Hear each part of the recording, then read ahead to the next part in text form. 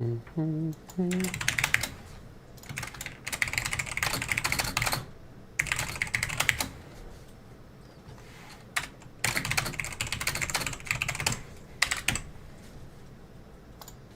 right, we should be live. Hello, hello, everybody. Everybody's having a good whatever today is. Thursday?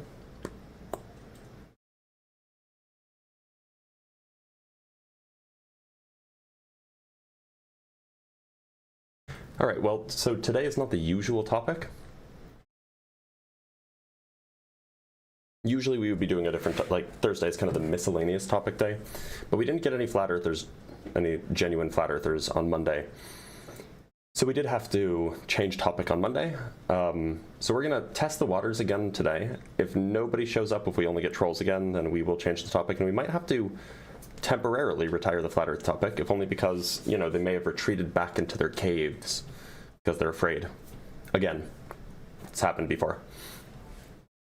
So, it is time to set out the fishing nets or something. Whatever the correct analogy is. Leave out the bait, something like that. Oh, what do I need to do? There's something that I needed to do.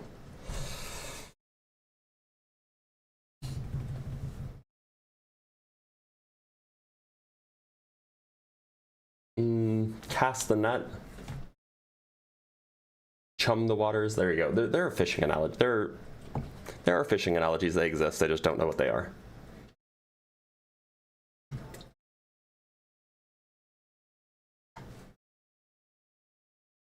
Hate the hooks, but don't hate the books. That's a good one. I like that a lot. I thought Shaq was just trolling. And wait, is Shaq a flat earther now? Hold on. Shaq flat earth. One sec. One sec. We have to.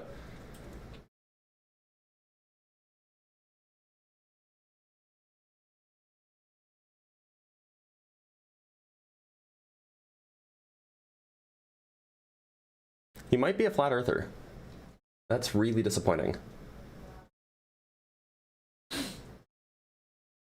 Such as, I don't know. He definitely knows a lot about the flat earth to say this. Apparently, in August of 2022, while on some podcast, he said that during a 20-hour flight, he didn't tip upside down or fly diagonally. So that means that he's at least looked into it. Now, it very well could be. Is that chalked apart yours? Yeah, it is. It very well could just be, like, know people who are flat earthers, and so he's doing a little bit of trolling, but I don't know.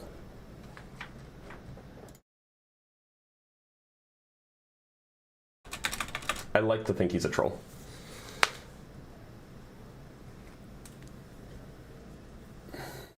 All right, we have our first guest. Let us bring them up.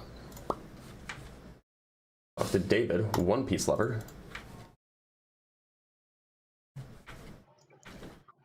Oh, something's different. Hold on. David, what's up? What's up? There's just something weird on my end. You're fine. So, David, what shape do you think the Earth is? A lot of people in social media, particularly in TikTok, are still flat earthers. I've debated a lot of flat earthers, so okay, they're not dead because I have debated a lot of them. Okay, cool. Thanks for being here. Yeah.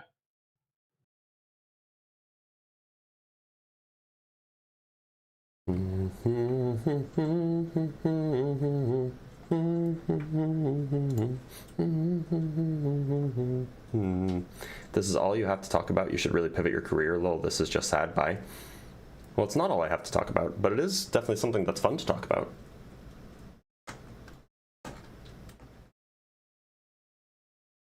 Maybe replace flat Earth with moon landing denial.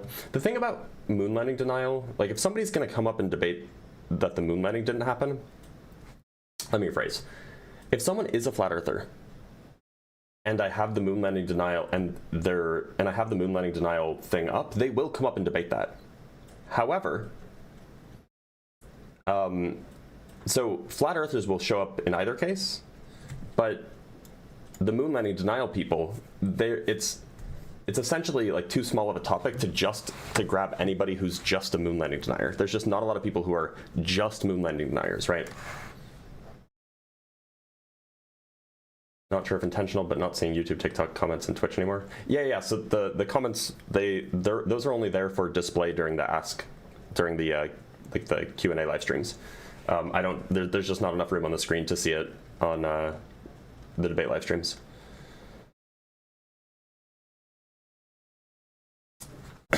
Flat Earth and moon landing deniers usually go hand in hand. Not always. There are moon landing deniers who think that the Earth is round, but the point is it's such a narrow topic. It's just like specifically about like a series of events that took place between 1969 and 1972 that there's just not a lot of stuff to talk about unless you get really, really deep in the weeds, which I don't like doing. Some Onek, how's it going? No, I'm gonna go to the bathroom. Oh, okay, bye. Mods, ban them. Mods, you know what to do. So we're gonna give it probably say 15 minutes or so. After that, we're probably gonna change topics. Hey doctor, I wanted to let you know I managed to get a postdoc position. Congrats, that's a big deal. I'm now a doctor as well, mathematics. Well, look at you, look at you. Look at you. Are there any flat earthers even today? Well, they do exist, but they might be hiding. And they probably are hiding because their flirt daddies have told them to, which is fair. Like if they're too afraid, if they can't defend their beliefs, then it would make sense that the people who they look up to would tell them not to go debate because, you know, it makes the movement look bad, if you will. Ben the J.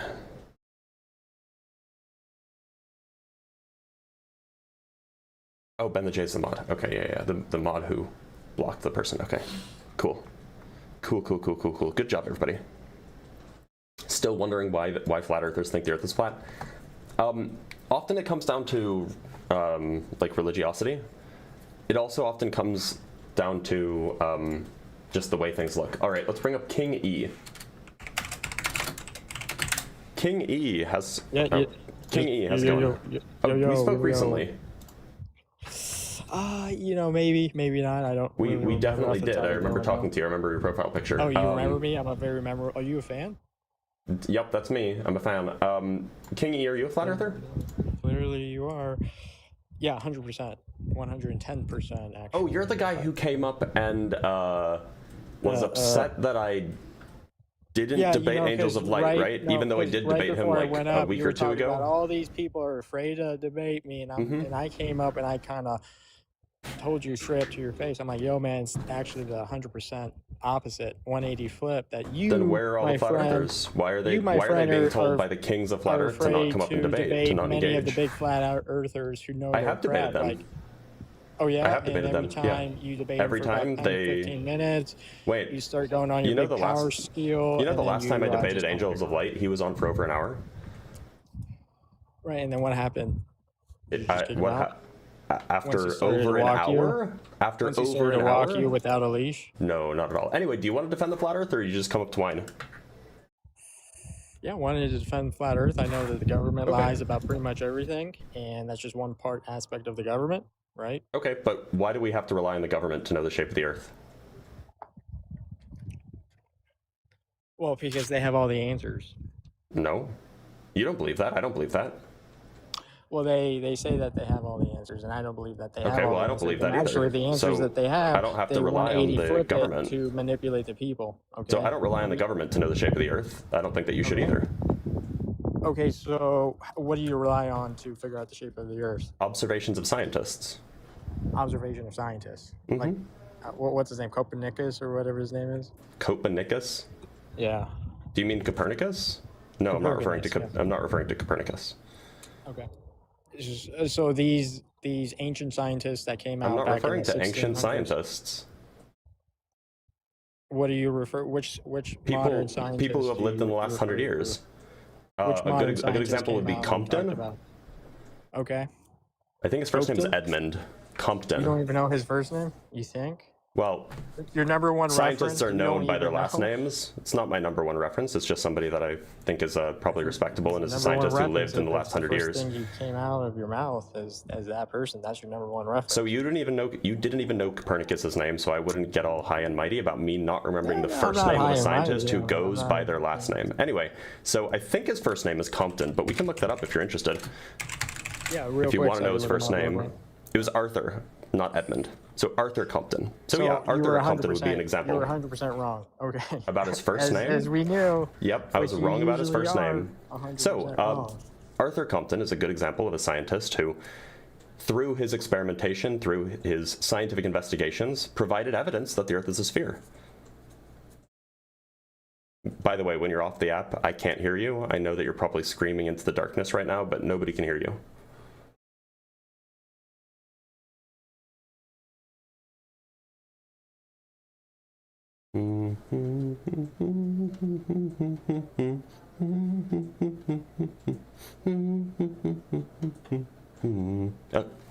Oh, he left. How embarrassing. Not even long enough for a YouTube clip. He couldn't even last long enough for a YouTube clip. Bummer. All right, let's bring up Bison, maybe is how you pronounce that name. Bison, how's it going? Hello? Bison. Can you hear me? Yeah, I can hear you. Bison, what shape do you think the Earth is? Yeah. So, Bison, what shape do you think the Earth is? I mean, currently, yeah. Yeah, can you hear me? I'm sorry, but maybe my I can hear internet you. is lagging a bit. I can hear you just fine. I just want to know what shape you think the Earth is. Yeah, no. Earth is round right now. But before I came alive, because my balls are so heavy and large, it just made the Earth round, you know? Bison, it is a funny joke, but I hope that you recognize that for making that joke, you're going to get blocked. It was flat before, but right now it's Mods, round. you know what to do. It is a good joke. It's funny, it's original. But the rules are the rules. He's gonna get blocked. Was it worth it? Hope it was worth it.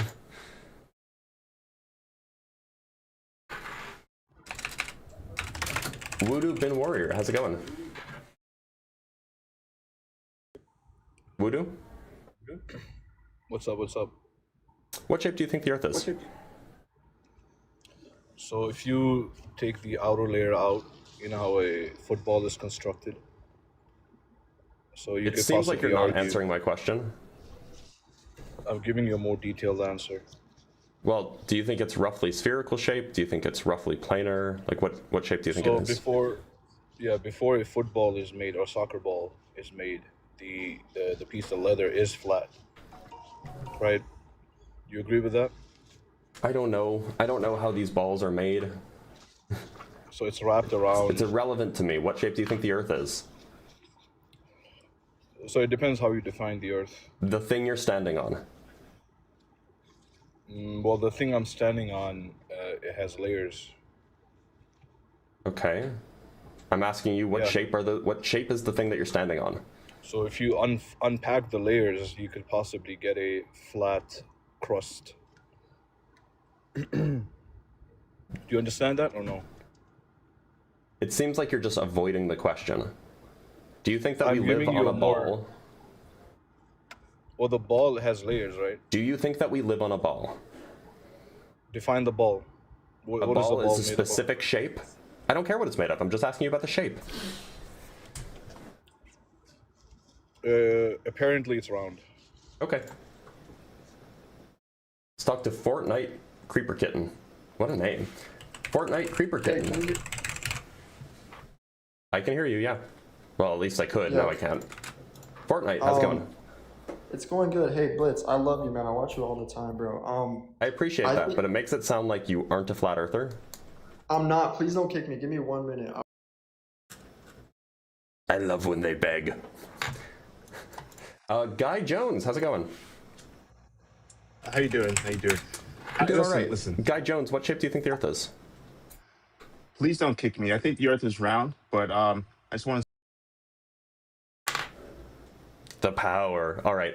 It seems like flat Earth is dead. We might have to retire the topic for at least a time. What we're going to do is we're going to do the MAGA topic for today. It seems like Flat Earth is genuinely dead. So we're going to do the MAGA topic for a time anyway, and we'll see if we can get any bites there. 1, 2, 3. All right. I just got to change titles in a few places.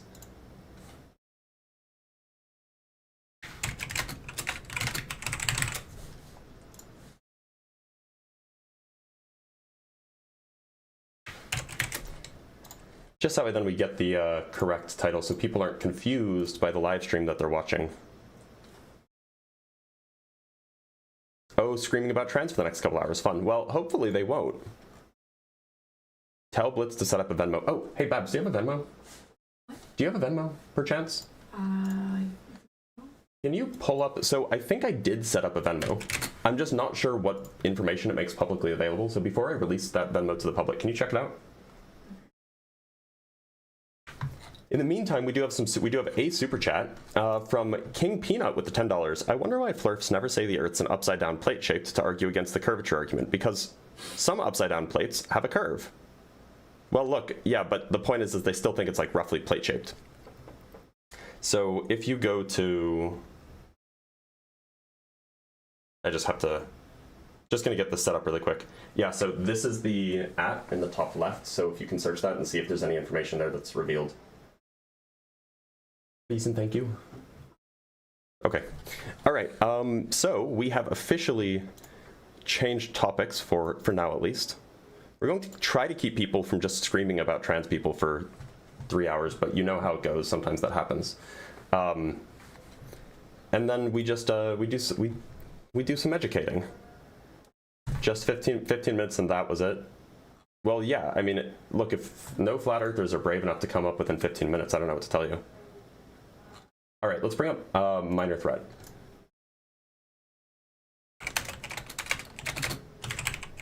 Minor threat. How is it going, my guy? Good. The Earth is concave. Okay, thanks for being here. All right, let's talk to Paul. Paul. Oh, Paul's not here. Let's talk to Key Mud. Key Mud. Oh, I've spoken with Key Mud before. Let's see if Key Mud actually wants to come up and talk. Key Mud, you there? Hello? Oh, this is on my end. I can't hear you because okay, I should be able to hear you now. You're good. All right, cool. So I think that the Earth is a superposition of flattened curves until you observe it. Yeah, that's right. I do remember talking to you. It was a very dumb point. Let's see if Voodoo Bin Warrior is MAGA.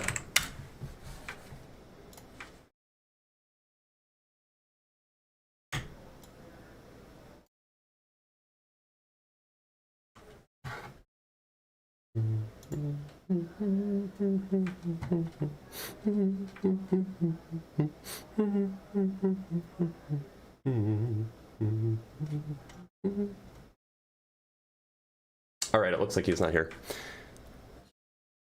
So it seems like we can't get any bites on any topics today. Very unusual. We'll give it another few minutes.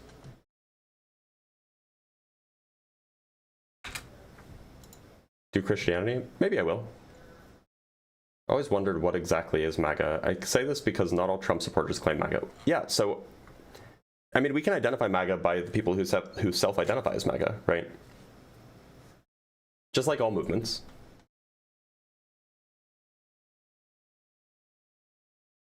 Of course it's anti-science, none of them have the brain to cope with science. That's a fair point. Yeah, it seems like a cowardly thing to do is to not come up. Let's talk to Rosella. Rosella, how's it going? Hi. Hi, I'm 20 for TikTok. Okay, Rosella, are you MAGA?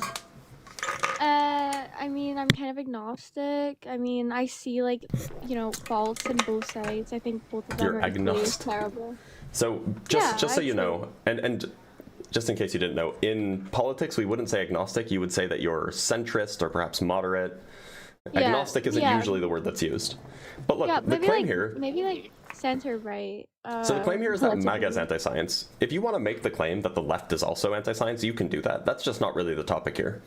You know, does it, oh. Yeah, I don't know how I can not show that. Is that too much? I tried. Sorry, one sec. No worries.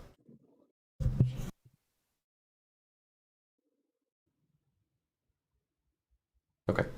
Sorry about that. Thank you. So, yeah, like I said, the claim here is that MAGA is anti-science, and if you want to make the claim that like the left is also anti-science or whatever, you could do that, but the topic here is specifically about MAGA, about this right-wing political movement that people self-identify as, that, you know, Trump is the leader of, that, you know, his cabinet is a part of. So, do you have any contentions with that? I mean, I think that I probably would, right? 'Cause it seems like when we say MAGA, right, like we're talking about like a political idea, right? And those political ideas are mostly encompassing things such as like, you know, economic, social issues, etc. And I'm like not really sure where like the science denying comes in to that, if that makes sense. Does that make sense? Sure. By the way, can I ask where you're from? It's half Scottish, half American. Okay, I thought I detected a hint of Scottish. Yeah. So what I mean by anti-science is because political movements generally are not going to have direct positions on science specifically. They're not going to say like, we hate science and they're political, whatever. But the point is that we can evaluate the disposition towards science by examining the way that they behave. So I would say that a political movement is anti-science if it does two things. First, it systematically rejects or delegitimizes scientific consensus when that scientific consensus is politically inconvenient. And two, it systematically undermines the institutions that produces that scientific consensus that's politically inconvenient. So, I mean, like, everybody's going to accept science that agrees with them politically, right? Like, that's no issue. Everybody does that.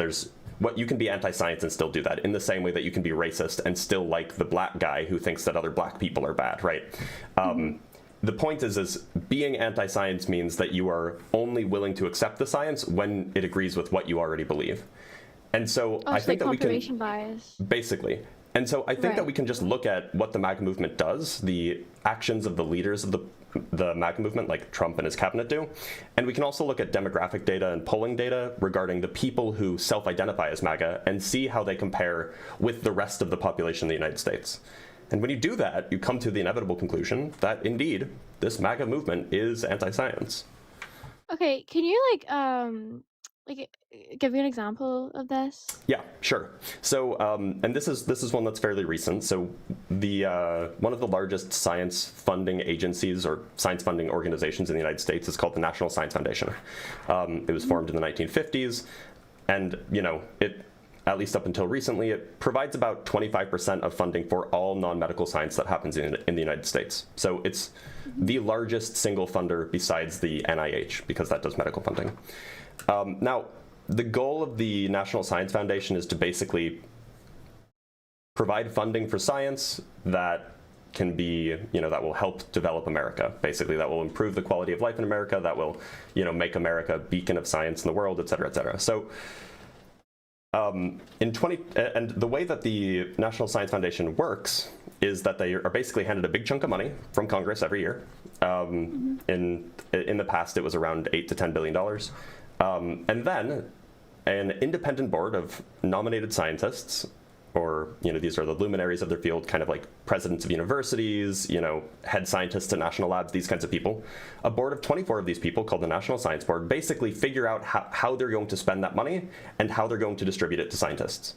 Now, in 2025 and in 2026, Donald Trump's proposal for the National Science Foundation, his budget proposal rather, was to cut the budget in half.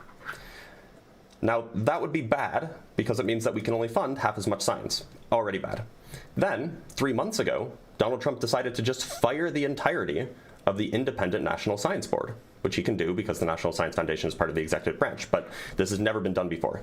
Third, the person he appointed to be head of the National Science Foundation in 2025 canceled, illegally, mind you, 4,000 active grants that were actively paying scientists to do research.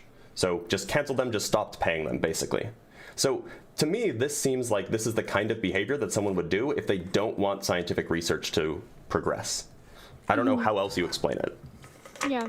Okay, see, that makes sense. Like, don't get me wrong. The only thing is, I think that, like, maybe there was a bit of a, like, semantic issue. Because when you said anti-science, what I thought you meant by that is, like, rejecting science. And obviously that's, prominent on both sides. But it doesn't seem like that is necessarily rejecting science. It just seems like it's preventing it from, like, what's the term? Like, continuing, if that makes sense. Like, the Well, so research. Does keep that in make mind sense?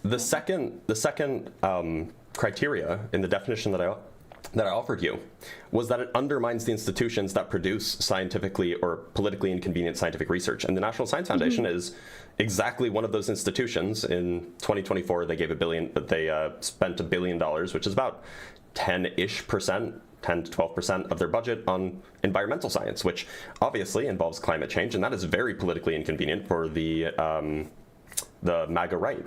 And so that by doing that, they automatically meet the second criteria. Now, the first criteria, this rejection or delegitimization of scientific research that's politically inconvenient, that happens all the time. I mean, if you can go look at Donald Trump in 2015 saying climate change is a hoax, right? You can go look at the grants that were cut. These were the grants the 4,000 grants that were cut at the beginning of 2025. The reason they were cut was because they included words like diversity or the phrase or the clause trans. And the reason why they want to cut those, because they're politically inconvenient. It turns out that when you do research on, anything regarding a trans identity, what you find is that there are certain ways that you can, support these people, and there are certain medically recommended ways that you can, improve the lives of people who are experiencing this. And that ultimately does not end up being, just tell them that they're wrong, right? If research on, say, trans folks is going to lean left as far as political identities or political ideologies are concerned, because the left wing is generally the wing of the political parties in the United States that support providing medical funding and medical research for trans folks, because we want to figure out how to best support them. So this seems like it's meeting that first criteria, which is that it's rejecting the scientific consensus that is politically inconvenient. And we can go look at polling data for people who self-identify as MAGA, and they are far more likely to reject climate change, to reject the efficacy of mRNA vaccines, the existence of evolution. MAGA is far more likely to so. I mean, it seems like that they meet both criteria as far as the MAGA movement is concerned. Yeah. I mean, it seems like that might be indexed to something other than, the identity of MAGA, though. Like, that seems like it might be because they are often Christian people, right? Even after And typically controlling that's for the- religiosity, they're still more likely to reject evolution. Really? Yep. Do you have a citation for that, just out of I do, curiosity? yeah. Yeah, can I get the name? Let me pull it up for you. It's like fascinating that this is a thing that happened. Yeah. So the study in particular was studying specifically Mormons. The paper was called "Acceptance of Evolution Among American Mormons." And so what they do is they basically look at just the population of Mormons. So this is already people who we've already accounted for religion, because everybody in the group shares the same religion. And then you can go quantify how likely they are to accept evolution and compare it with their political ideology. And you'll find that the more conservative the Mormon is, the more likely they are to reject evolution, compared with the more liberal Mormons, who are still Mormon. Right. Okay. That's interesting. Okay, got it. I can pull up the paper. Oh, you found it? Okay. Yeah, I wrote it down. I'm gonna research into that. I think that's very, very interesting. But it seems like, everything you said, there's not really much of a disagreement there. So I mean, like, you can move on to somebody else. But thank you so much for the paper as course. well. I'm really interested to read that. I think that's very interesting. Yeah, of course. Have a good one. Yeah. Take care. Bye bye. Yeah, it is interesting. I mean, perhaps this is a Mormon-specific or an LDS-specific phenomenon, where the liberal members of the LDS are more likely to accept evolution and the more conservative members of the LDS are less likely to accept evolution. But it seems like that this is a good proxy, at least, for liberal for liberal Christians in the United States compared with conservative Christians in the United States. Liberal Christians are far more likely to accept evolution. And I mean, like, now I'm saying that specifically because, you know, I'm making a claim here that's not backed up. It's only backed up by this fact about Mormons. But this is, you know, common experience. Like, you know, we all know liberal Christians who are going to be very, very science forward and very, very, you know, they have an interpretation of their religion that lets them accept things like science and lets them accept things like evolution, like, you know, cosmology, etc. And then you'll have the more conservative Christians who don't. We have a super chat from Darren Fisher with the $5. I'm so proud of my 13-year-old who came out and is an inspiration to us all when it comes to being comfortable in their own skin. Well, I'm proud of your 13-year-old for being comfortable in their own skin. That's a very good thing, and it's, you know, it's hard to be, right? All right, we have another guest. Let's bring up Chains Cooper. Did we speak to Chains Cooper recently? We may have.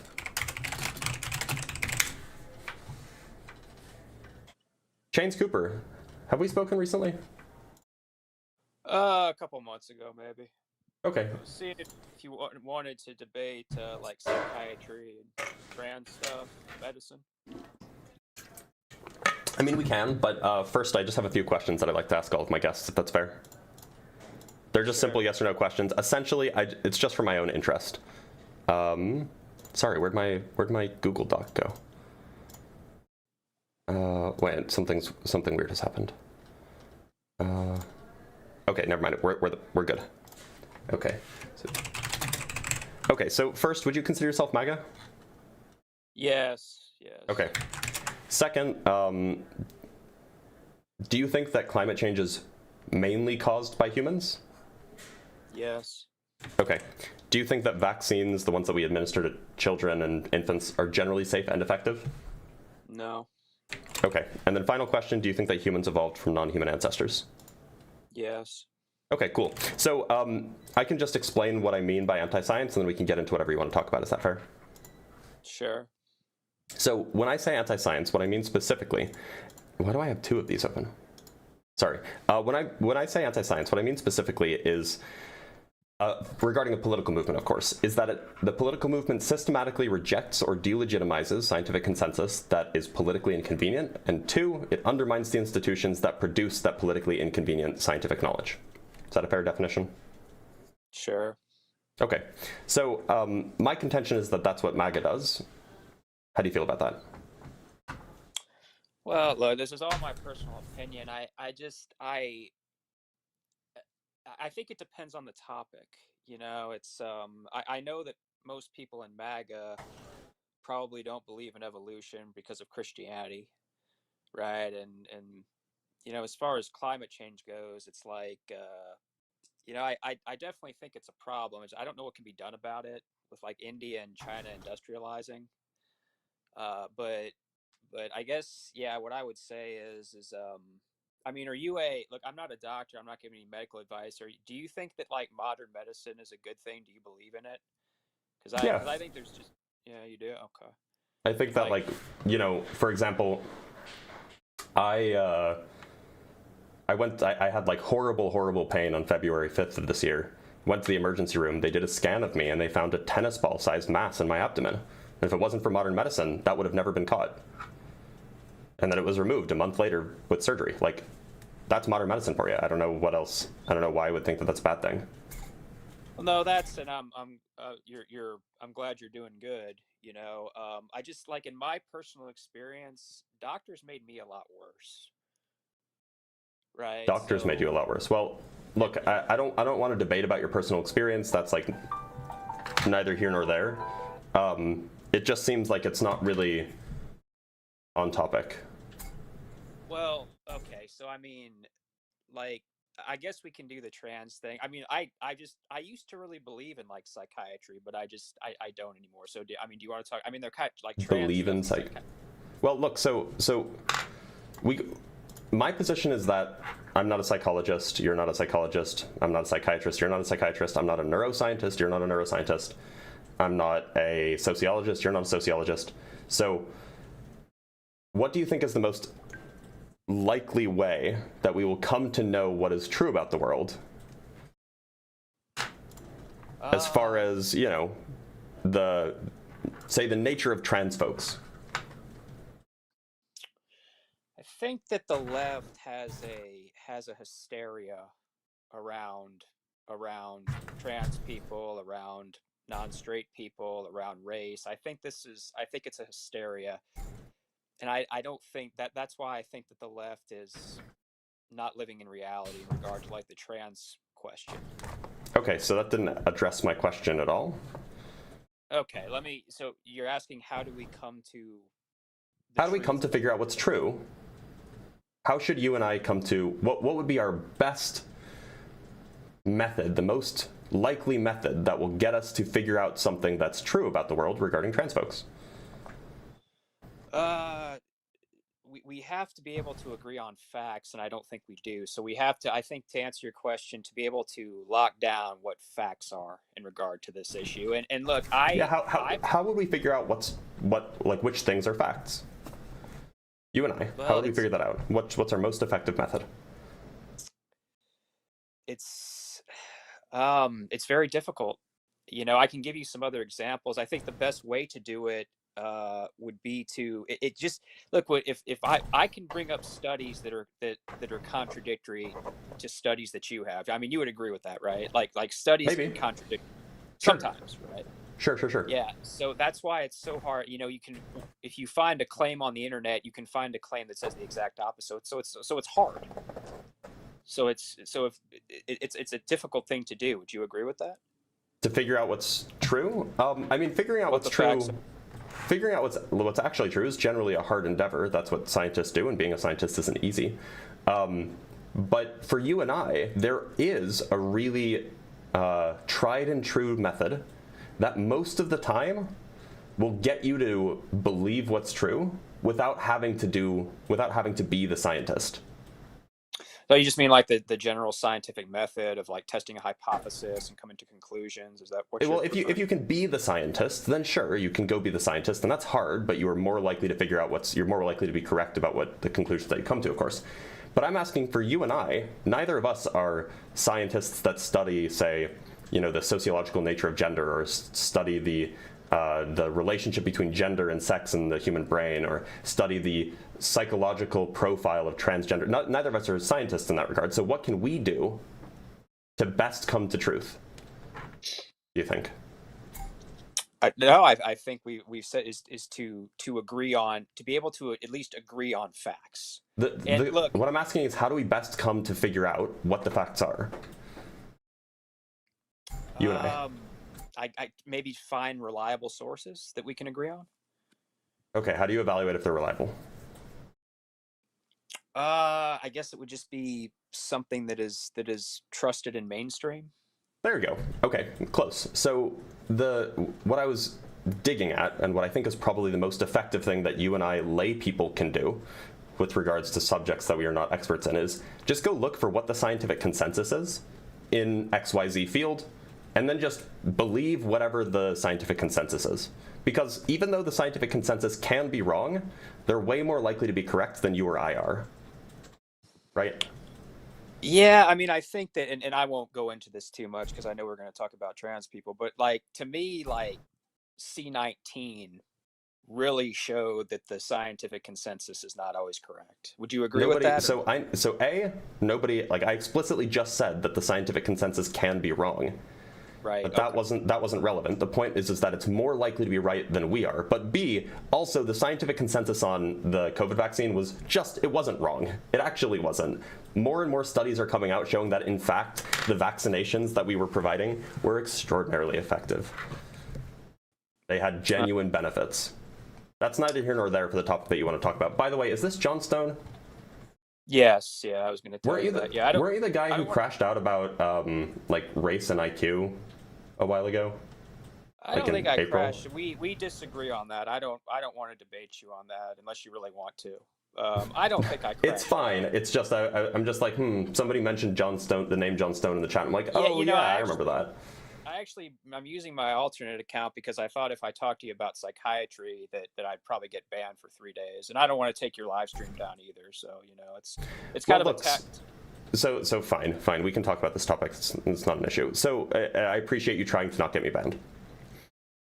So what I'm getting at with regards to the this method, it's an epistemological method, is that Neither I nor you have the tools. We're not equipped to evaluate what the scientific consensus is or what the sum total of all of the data says in a given scientific field if we're not within that field ourselves, right? This is just, it's just a reality. You can only spend so much time learning so many things, right?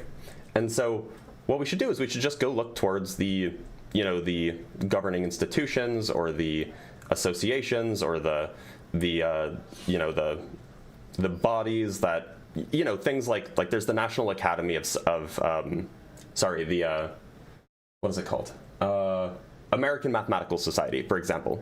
If the American Mathematical Society says something about mathematics, then that's probably a good indication that that's the consensus amongst at least American mathematicians. So similarly, we would go look for similar bodies and see what they have to say about gender and sex, or see what they have to say about how to best treat gender dysphoria or body dysmorphia, these kinds of things. And it seems like that we should believe those things as true because they're more likely to be true than us just throwing our willy out there. And just look, I think as far as the trans issue goes, I think the difference is I think you tell me if you disagree, you look more at like neuroscience, the brain, where I just say it's just more innate with anatomy. Is that fair to say? The brain is part of your anatomy. No, I know. I'm talking about physical anatomy of reproductive organs. That has to do with reproduction, but when we're talking about trans folks, when we're trying to understand, there is this real phenomenon that's happening that happens in the world where there are people who, whether you think that they're crazy or not, these are people who identify with a separate gender or a distinct gender from the gender that they were typically assigned when they were born. And so we should try to figure out what's going on there. Like, is this something that is purely psychological? Is it social? Is it neurological? This is something that's worth investigating. And it's completely unrelated to what's going on between their legs, right? This is something that's happening in their head. It's something that's happening to them, to their personal identity, not something that's happening to their genitals. Well, I mean, I don't know if you're familiar with the book Irreversible Damage by Abigail Schreier. Nope. She makes the case that a lot of this, like especially among like teenage girls, is social contagion. Oh, I am familiar with this. Yeah, I'm pretty sure that's been rejected by the modern scientific consensus of sociologists and psychologists, right? Well, it is. Don't you think that there is a lot of financial incentive? Making a person like change genders can be very profitable to doctors, to the pharmaceutical industry, to psychologists. Would you agree with that? No. You don't think so? No. Well, I mean, trans surgery is expensive. Hormones are expensive, aren't they? It depends on the hormones, right? But all surgeries are expensive. Yeah. So, like, it sounds like you would be saying that there is an incentive to make sure that people's knees deteriorate over time, and so there's a social contagion that's caused by a top-down incentive structure to make people, wear down their knee joints. Like, that's just because some procedures are expensive doesn't mean that this is a controlled conspiracy to try to make more money, right? Some things are expensive. Also, apparently, and I don't know the price offhand, but apparently somebody in chat has said that estrogen is $10 Canadian dollars for 2 months. So no, it's not very expensive. Well, I think that over, like, if a person transitions, if they're getting surgery, especially like I would say it would be per each person would be multi-millions of dollars of profit for. Do you disagree with that? Do you have any source to back that up? Well, just based on, Are you generally against boob jobs too? No, I mean, BBLs, Botox. I don't think I guess if somebody wants to do that, that's okay. I don't think I'm not like in favor of it. Okay, so you realize that there is like a legitimate push from, essentially the cosmetics industry, the beauty industry more generally. There is a legitimate push to try to make people feel like they need these kinds of things, right? This is like a real thing. And yet you're Yeah. like, well, if people want to do it, it's fine. Like, so why aren't you as critical of that as you are of like as you are of trans folks? Well, because I think that somebody changing their gender, I mean, it's very, very invasive. I mean, it's more Boob jobs are invasive. also very invasive. Oh, that's true. That's a fair point. That they are, but I think that BBLs are not only invasive, they're dangerous. What's BBL? Brazilian butt Botox? lift. Oh, okay.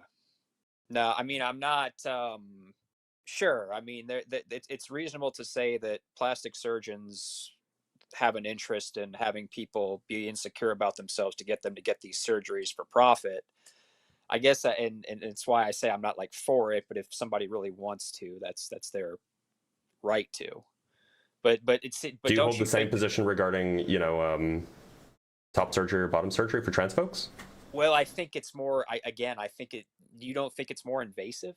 You don't think it's more? It depends on the surgery that they're getting. Not everybody gets bottom surgery.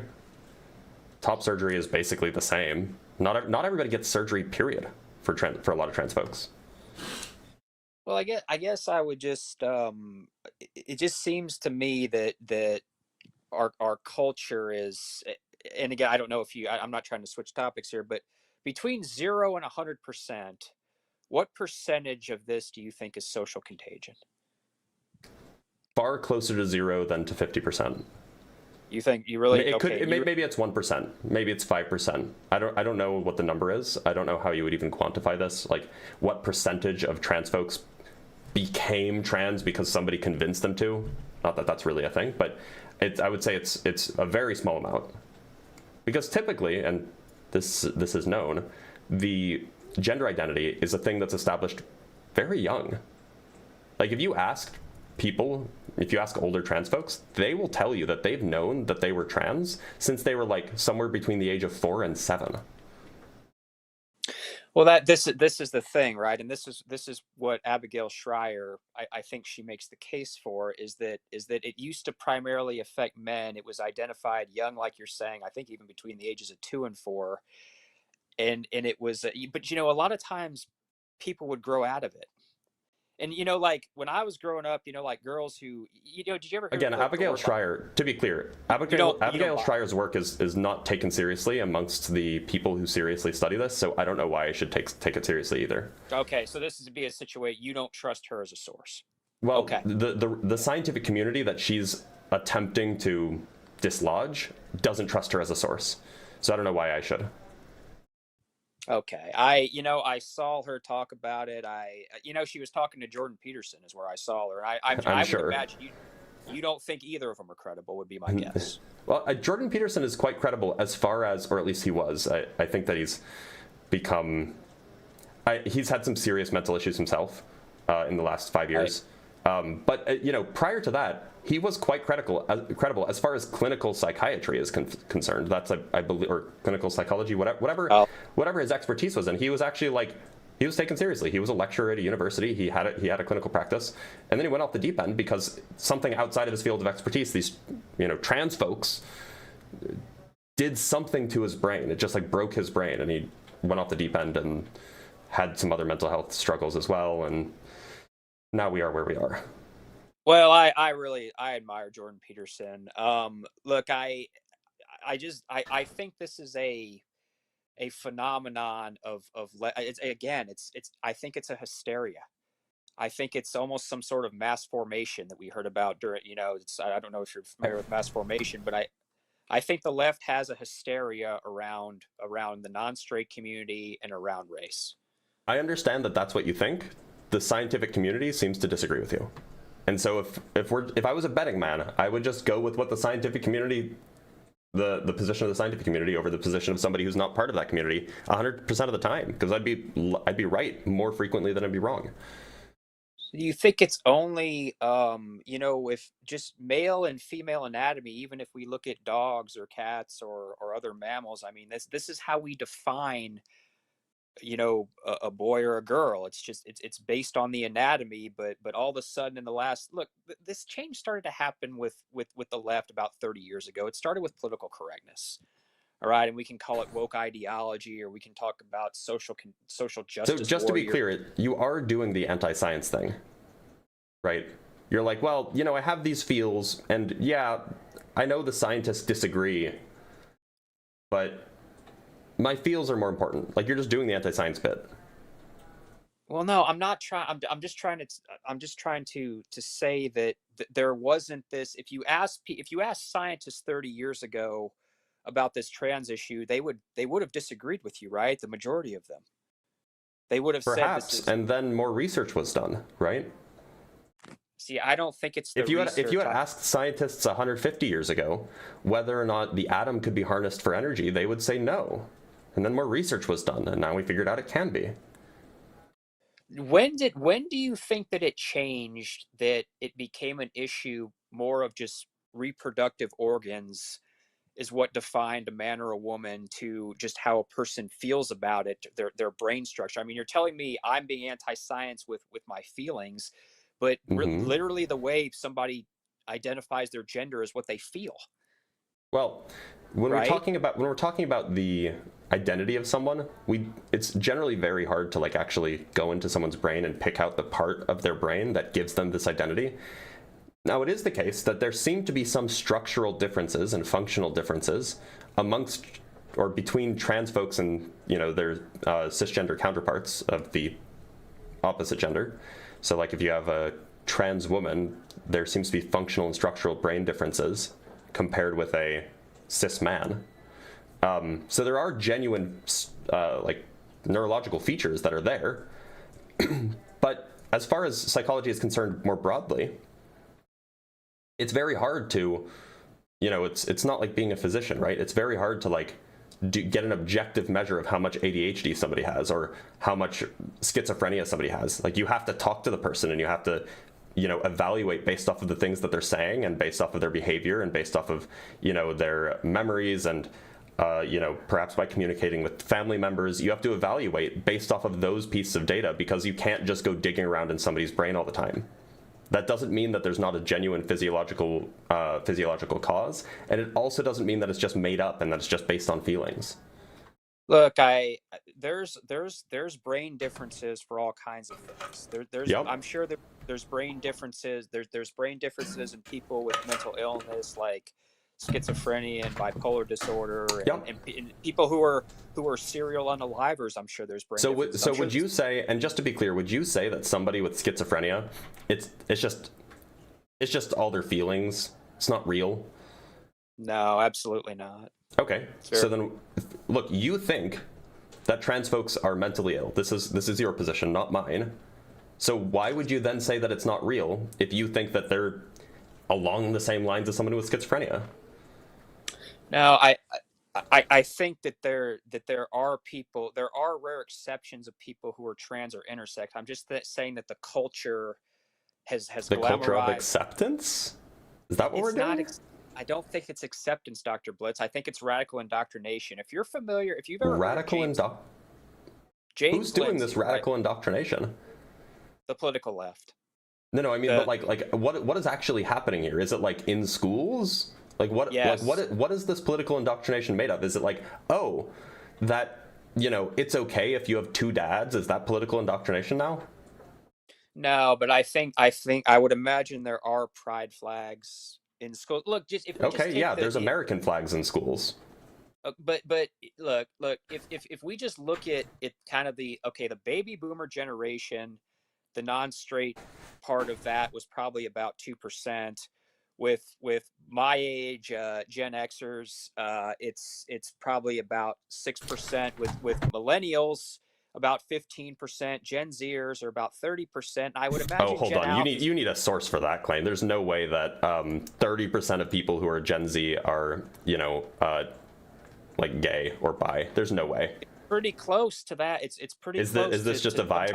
Or is there like a source for this claim? Because that's crazy. The numbers I've seen is that as far as the entirety of the non-cis, non-straight part of our country, it's like 10% for the entirety, and that would include like asexual people, that would include trans people, that would include homosexual people, that would include bisexual people, that would include gender fluid people, that would include all types of people. Would be like 10, maybe 11%. is like the entire thing.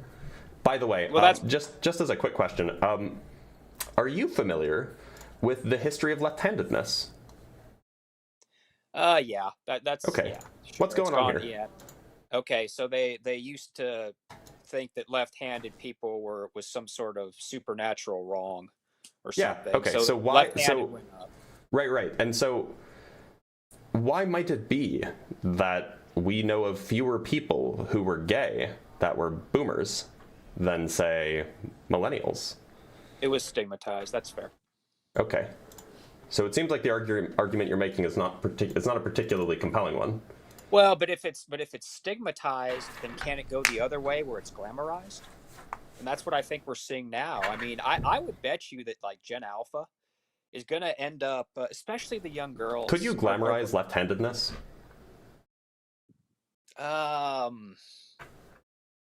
It's probably not. No, I don't. I wouldn't. Probably not. I mean, I guess people could, but probably not. You could try, but I don't think that would make any. But I don't think that would increase the amount of people who are left-handed, right? That's probably because like left-handedness is like, I actually don't know the details, but I imagine it has something to do with like brain development in the uterus, right? There's like some bias somewhere. Look, if you are you familiar? You're a math person, like you're a math guy, right? Do you know who James Lindsay is? No, I don't. Okay, I really would recommend you look into James Lindsay. He's a PhD mathematician, right? Like similar to you, a very very smart man, like you are.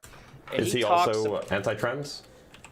Well, he talks a lot about the woke left, but now he's talking a lot about the woke right. So I think he'd probably define himself as a liberal, but he talked about the dangers of the woke left. And he did why would I care what a mathematician has to say about like trans folks?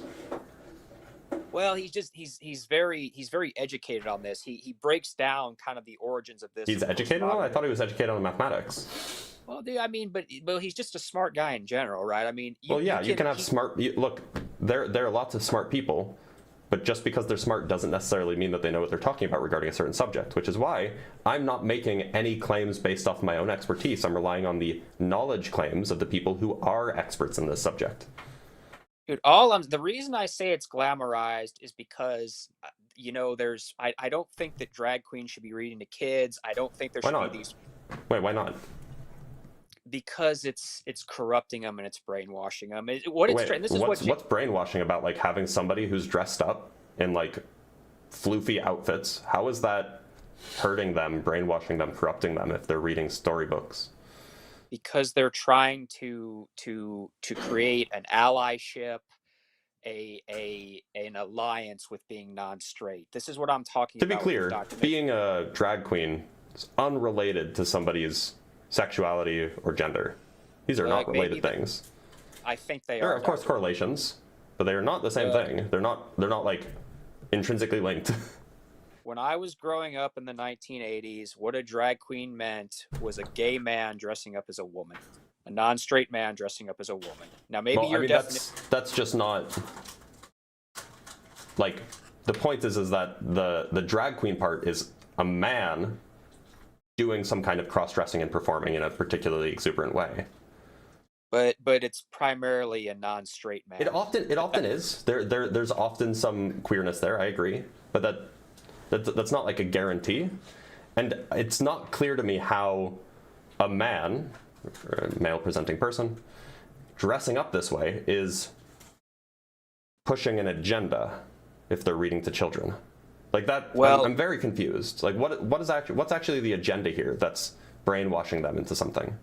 Well, the way I'm paraphrasing, but the way James Lindsay described this, he actually kind of cited some kind of paper on it. And he talked about they're trying to leave something like leaving glitter in the carpet that will never be removed. They are trying to create an allyship with queer identities, and this is why I say it's corrupting these so young people. Look, John, and I hate to do this, but like I feel like you'd be the kind of guy who in the 1950s would have been like, we can't have black people, and you would have said a different word, of course, because it's the 1950s. We can't have black people coming into our white schools reading book to our white children.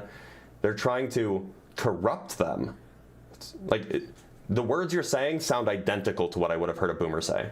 Look, or actually, look, it would have been the silent generation, I guess, that would have been saying that. But I don't think you would want the Triple K or Yahtzees reading to children, would you?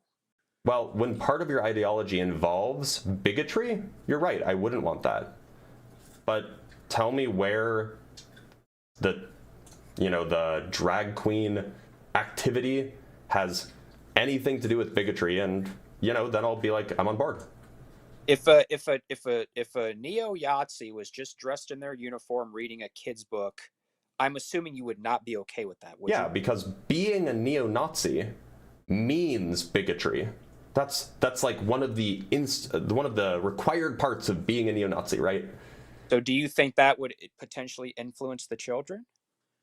Well, maybe. I kind of suspect not. I think that kids are probably smarter than that, but I wouldn't want to be giving them any sort of opportunities to volunteer, or I wouldn't want to give them any sort of employment, because I don't think that neo-Nazis should be given those kinds of opportunities. Well, if it's I don't So want... look, the point is that, like, I can have one position about neo-Nazis reading to children, because neo-Nazis are by definition a bigoted group, and I can have a different position about drag queens reading to children, because drag queens are not by definition a bigoted group. So it's not an adequate comparison. Just if it's a free speech issue, then you have to let the Yahtzees read. It's not a free speech issue. Not a free speech. I'm not concerned with giving Nazis free speech. I like, if there was a law that was passed that, or if an amendment was passed that said, if you espouse neo-Nazi ideology, and then it lists like what neo-Nazi ideology is in the amendment, then you are never allowed to speak in public again, I'd be okay with that. Look, this is part of the double standard on the left, all right? This isn't a double standard. This is a very specific standard. If your ideology explicitly involves bigotry, I don't care for you. I don't want you talking in public. Well, we saw kind of the reverse on this. Is this what I'm talking about with the left and their hysteria? We saw that, like, the pro, can I say this on TikTok, in regard to the Gaza situation, we saw pro Gaza people who were overtly anti-Semitic being allowed to be on college campuses. Were you against that? If somebody is being anti-Semitic, yeah, I don't think that they should be allowed to talk in public. I don't think that we should be allowed to say the N-word. Like, if you're a black, I don't think a white person should be able to call an N-word, like a black person, in the N-word in public. I think that that's not good. I think that, in fact, that's bad. And if there are consequences for that, I'm all for them. If somebody's being genuinely anti-Semitic in public, there should be consequences for that. If they're just being anti-Israel, that's a political position. You can be anti-Israel and be Jewish. You can be anti-Israel and love Jewish people, even if you're not Jewish yourself. These are not necessarily the same. Now, there is some degree of anti-Semitism in some people who are also anti-Israel, but they're not intrinsically tied. Well, that's the point, is that the colleges allowed this to go on in terms of the pro-Gaza supporters, where they would never allow that for, like, neo-Yahtzees, right? Because this is the hysteria I'm telling you about among race. So to be clear, we've pivoted now from trans folks to drag queens to, you want Nazis to be able to talk in public or else something? No, I'm just pointing out that the left doesn't really believe in free speech. That's it. No, look. What does that have to do with the drag queen, drag queens reading to kids, or trans folks in general? Well, the reason we got into the Yahtzee issue was because I said, "Would you be okay with?" And I said Yahtzees? No. Because I'd be fine with an amendment that would ban Nazis from engaging in public speech. I'm fine with that. Actually, it turns out that I have red lines. Okay, it's just I'm just looking for. Are you in favor of free speech? Yeah. I mean, I just. Okay, so then why do you have a problem with drag queens reading to children? It's free speech after all. Well, because I think it's indoctrinating them. Okay, but it's free speech. Even if you think it's indoctrinating, it's free speech. Right, and I wouldn't ban it. I just don't think parents should do it, right? And in the example of like the colleges, I want the pro-Gaza people to be able to protest. Okay, I so just you think they wouldn't should. ban it. So Well, I think they should do it maybe at a I, lake, I'm just, or just. I'm just taking a wild guess, but I imagine that you voted for people who do want to ban it. Oh, I definitely voted for President Trump. You know, I don't And want probably to. your Congress people too. I guess my point is that, and you know, we've gotten pretty far astray from the topic. You brought up the drag queen story hour, which is, you know, it's crazy that this is like the talking point for like the anti-trans folks when drag queens aren't even trans. But it seems like that you're not willing to accept that the scientific consensus amongst the people who actually study this is that the trans identity is a real identity, that gender is a separate experience or a separate concept from sex. These are two distinct property sets, and that it is possible that you can have a gender that is not correlated with your sex. These are things that are agreed upon by the majority of scientists in these fields. So like, it's just not clear, like, are you just doing the anti-science stuff on purpose, or is it just because it bothers your intuitions? No, I'm not trying to be. I think that I've maybe said this a couple times now, man. Is I think the left has a hysteria. I think That's cool, but it seems like you're not addressing the claim that, like, if your claim is that this is like not a real thing, or if your claim is that this is like not, you know, something that we shouldn't investigate scientifically, that we shouldn't try to remedy if it's like something that's causing people distress. If that's your claim, then it seems like that you're just going against what the scientific consensus is. I just think that there is an exponential increase, especially among young people who think Exponential that increase, you say? trans or non-straight, because they have been indoctrinated into this. And yes, I do think there are pride flags all over schools. Exponential increase, you say?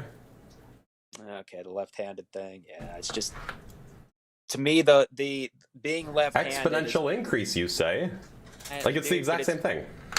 It's much different than somebody changing their anatomy or their gender. Look, I think we're playing pretend here, man. And I'm just I know that's your feelings. That's just not what the data says.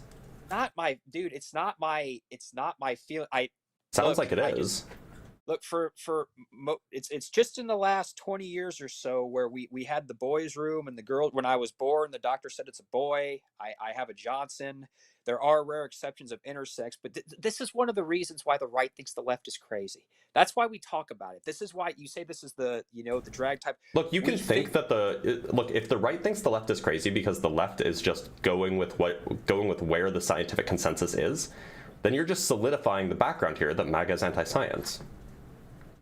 I don't think that's I think that the science is, again, man, I'm sure P3DOs have a thing with their brains that are probably distinct, right? I would imagine they do. Possibly, yeah. Right? And it's worth studying, right? And it's worth understanding, right? Yeah, but that doesn't. Wouldn't you want to know what causes this? Can we predict this? Can we do anything to alleviate the distress that it causes? Wouldn't you want to know that? But you see, this is a danger because, like, a lot of the queer theorists. Also, to be clear, and I know that you didn't say this explicitly, but pedos and trans folk, not comparable. No, I'm not saying it's the same thing. I'm just, but making sure. A lot of the queer theorists are trying to make being a P3DO more acceptable. Do you have data that supports that? I can give you specific people if you want. No, well, you made the claim that a lot of the queer theorists are doing this. I'd love data that this is actually like a large fraction of the people who are, queer theorists. Well, okay, the queer theorists that I know of like Foucault, right? I think he actually had this issue personally. Okay? So when you say a lot, what do you mean? Do you mean like a few people that you know the name of? Yeah, I mean, I know a few of them, and the ones that I've looked at a lot. Instead of saying a lot, you should say, I know of a few queer theorists who have said things about pedos. But that's what you should say, not a lot. They're some of the major ones that have really influenced queer theory. Okay, and Sigmund Freud was a major influence on psychology, but nobody takes what he says seriously anymore. Well, I do. I think that the You basic shouldn't. concept. The Well, wait a psychologists minute. don't. Look, the basic structure of the id and the superego is correct. Do you disagree with The that? psychologists, I guess, seem to not take that as seriously as you do. Look, the id would just be instinctual, biological. You could even say malevolent drives that are countered by the idea of a superego that is morality or even religion. John, that gets. John, Go quick ahead. question. How hot is your mom? How hot is my Well, I mean, yeah, if you're pro Freud, like it's got to be about your mom, right? Look, I don't I don't know how to answer that, man. But I'm not into my mother, if that's what you're asking me. But Freud would disagree, by the way. well, the childhood relationship with the mother is significant. I don't know, man. This is kind of weird to talk about, but I agree. That's why I'm not pro Freud. well, I mean, you don't have to agree with everything somebody. Look, I think Freud's ideas were. Wait a minute. I'm sorry. What were you about to say? I don't have to agree with everything that Freud says to agree with some things. I think the idea. So regarding these alleged queer theorists who say stupid things about pedos, does that mean that everything else that they're saying is wrong? No, but see, sometimes things disqualify a person if there's a certain level, right? Like Yeah, I could like never saying that you're attracted to your mother, that would disqualify Freud, right?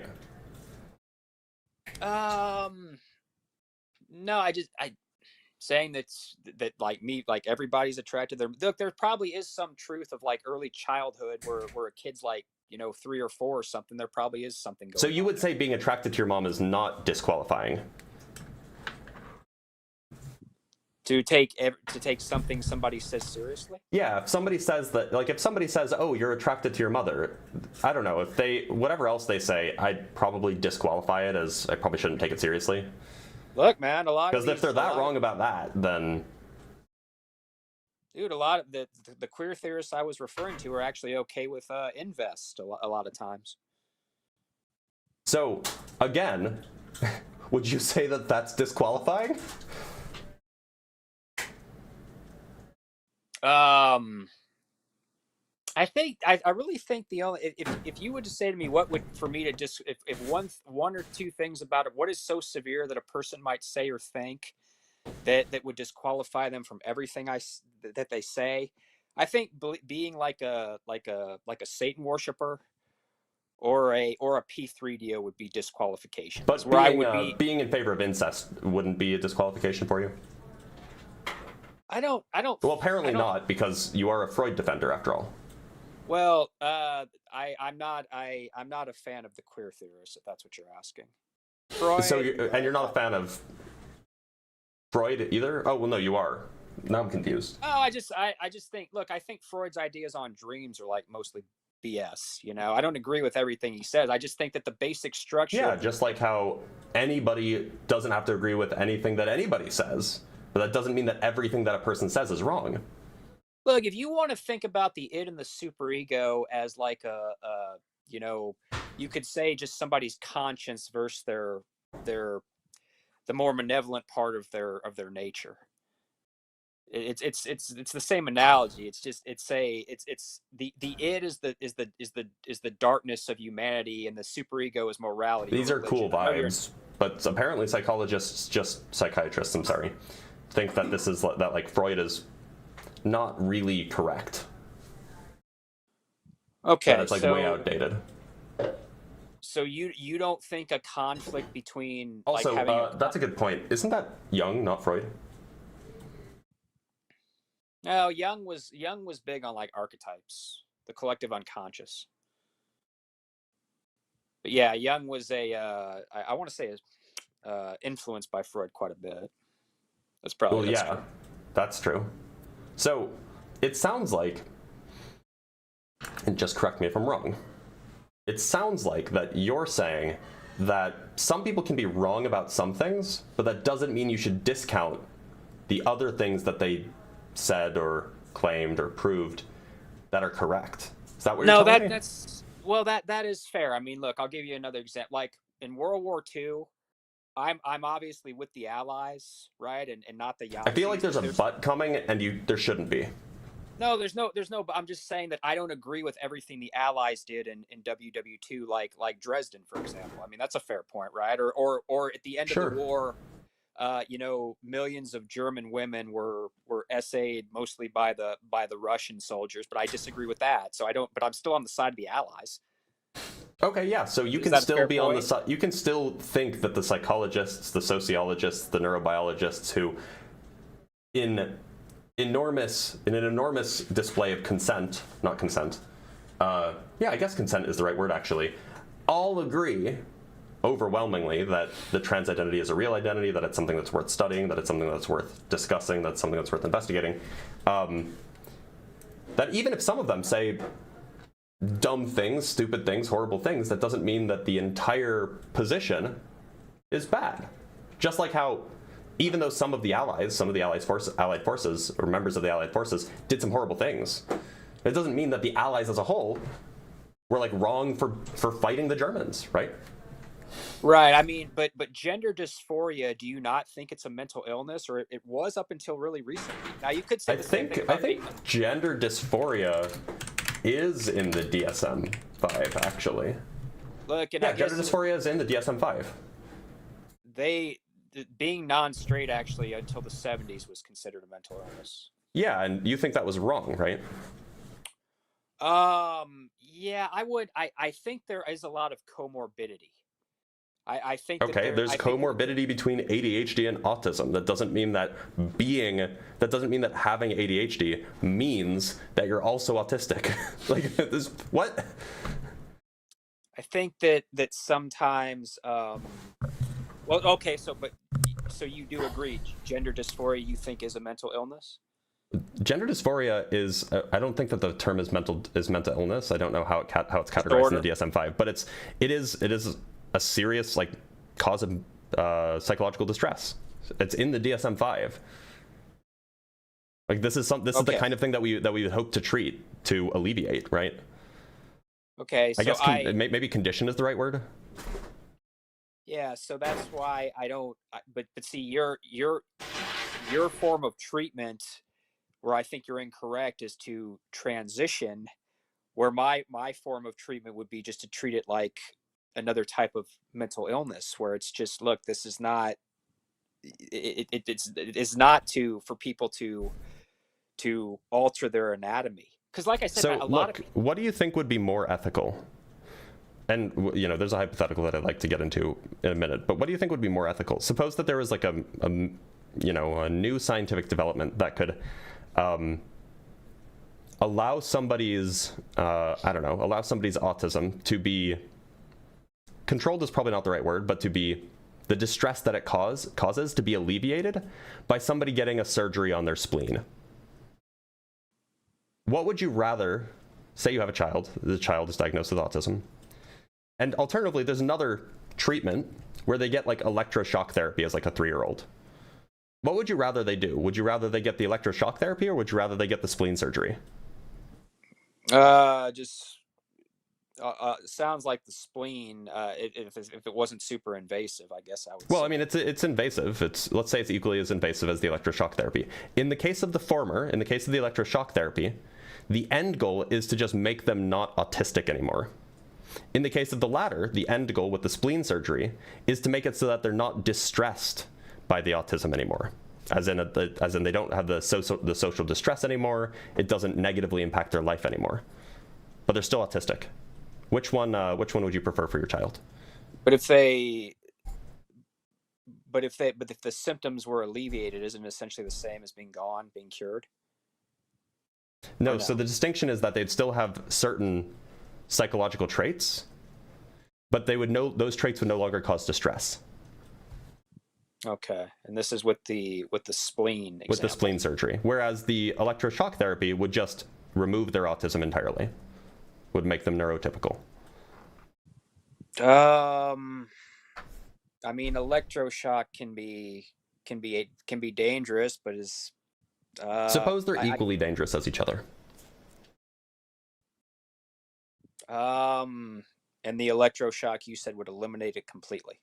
It would just make them not. It would make them not have those psychological traits anymore. I think both sound bad. So I mean, it's both What's sound bad about the bad. spleen surgery? Well, it's very invasive, but Surgeries tend to be, yeah. But you know, I mean, the survival rate's quite high. So I'm assuming 99.9% say. Okay. I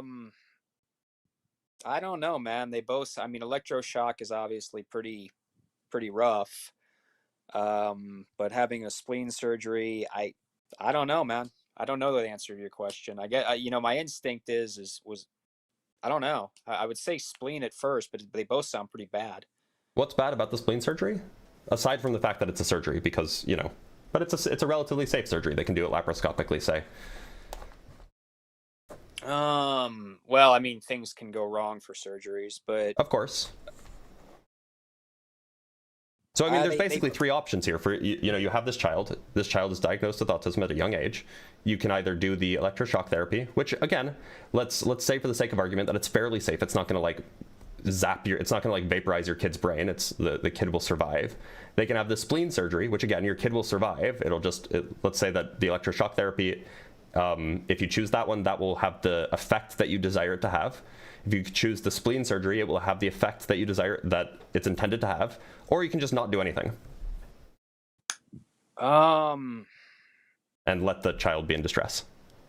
Okay, so the autism is pretty severe, we're assuming? Sure. Okay.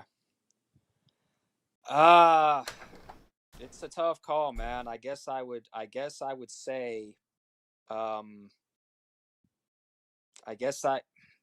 it's a tough call, but I guess as I'm thinking about it here, I guess for me personally, I'd rather have electroshock.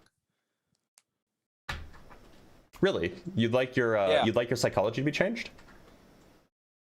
Well, look, I mean, this is what I was trying to tell you at the beginning, that psychiatry. You'd rather wait, just to be clear, you'd rather have the electroshock, which would change your personality, change your psychological traits, rather than keep your personality and just reduce the distress that it causes you. Oh, well, okay. So wait, so the electroshock. It takes away the psychological traits that makes you autistic. Okay, but it also takes away like. But that's part of your personality, right? Like those are your psychological traits. Look, the answer is I don't know what I would do for my child, because I don't have children. But I guess for me personally, I'd rather have the electroshock. Yeah, so I'll take that as a reductio. One more hypothetical, and then we can call it there. Let's say you're transported 100 years into the future. You're right before you die, right? You do one of these cryo freezing things, right? You've heard about the cryo freezing stuff? Sure. Where they like freeze your body in hopes that you'll be resurrected or whatever at some point in the future. So you do that. You do the cryo freezing thing because maybe you get like brain cancer or something, and you're still fairly fit. Like maybe you're in your 50s or something when you get this, and so you elect for the cryo freezing so that maybe they can cure it and then revive you. So it's 100, maybe 200 years in the future, you get revived. But the way that they revived you is a little strange. They couldn't actually, or let's say it's not brain cancer for the sake of argument. Let's say it's lung cancer. They couldn't actually revive you in your original body. Instead, they had to chop off your head and stitch it onto another person's body because they couldn't cure the cancer that was ravaging your body. They just couldn't. They don't have the medical tools. But they can do a head transplant nowadays in 200 years' time. Now, the unfortunate thing is that there was a little bit of a mix-up. They transplanted your head onto an adult woman's body. Breasts and everything galore, right? You know, you have all of the lady bits, right? Now, you wake up and you're told that this happened. You're told that, you know, this is a thing that it's very, very rare, but it does happen occasionally that people end up with the wrong body. And you're given some options. Option one, you could go seek psychological treatment, and they would just kind of teach you to adapt your psychology so that you could get used to being yourself, but in a like a female body. Or you could go get the surgery reversed, and you could just go have your head put on male's body. Which would you prefer? So wait, can I have my own body back? No, your own body is ravaged by lung cancer and it's dead. Okay.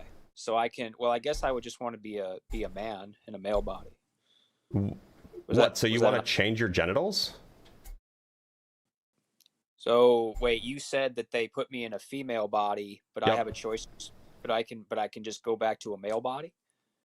Well, yeah, you'd have to undergo a surgery for it. It'd be a pretty serious and invasive surgery. Oh wait, so I can't. I guess what I was saying is I wanted my brain just put in another male body. Well, no. I mean, they're just going to lop off your head and put it onto a male's body. But yeah, I mean, that's a pretty serious and invasive procedure. So I could either live as a woman or I could just be a man in another male body. Yeah. But if you choose to change your gender, then you'll have to have a pretty serious surgery. Wow. Well, I guess I just want to be a man because that's what I've always known and what I am. So, yeah, I guess I would take the male body. It sounds like you're in favor of transgender surgeries, my guy. Well, that was a pretty odd way to you put a hypothetical on there where I lost my identity and was woke up a female. Yeah, you woke up in the wrong body. I agree. Okay, look. All right, man. I don't really see this as that's a bit of a different situation of young people who are being influenced by social contagion. And look, I would say whether it's the C-19 vax or psychiatric medicines or trans surgery, sometimes side effects are worse than the cure, in my opinion. Pivot! Pivot! Shut up! Shut up! Pivot? Shut up! I tried to answer your question. And then you brought up C-19. It just sounds like that when it comes to you, if you find yourself in the wrong body, you're fine with trans surgery. When it comes to other people, you're not. No, I just think that there's a lot of brainwashing here going on. And again, it's this hysteria from the left. So one last question, and then I'll let you go because you've been on for over an hour or almost an hour, and I don't want to keep you. How do you feel about the mandatory inclusion of Bible readings in public schools in Texas? Would you consider that brainwashing? Yeah, I would. Okay. Do you think that that's more serious or less serious than like occasionally a drag queen will come and read some kid's book to some children? I think it's less serious because to be clear, the one that's legally mandated is less serious brainwashing? Oh, I thought you just meant in terms of harm. No, I mean like the degree of brainwashing, because one is something that happens occasionally, drag queen story hour it's not that common, it happens occasionally, and one is now legally mandated. So it happens every single time. And which do you think is your question, which do I think is more harmful? Which do you think is a more serious case of brainwashing?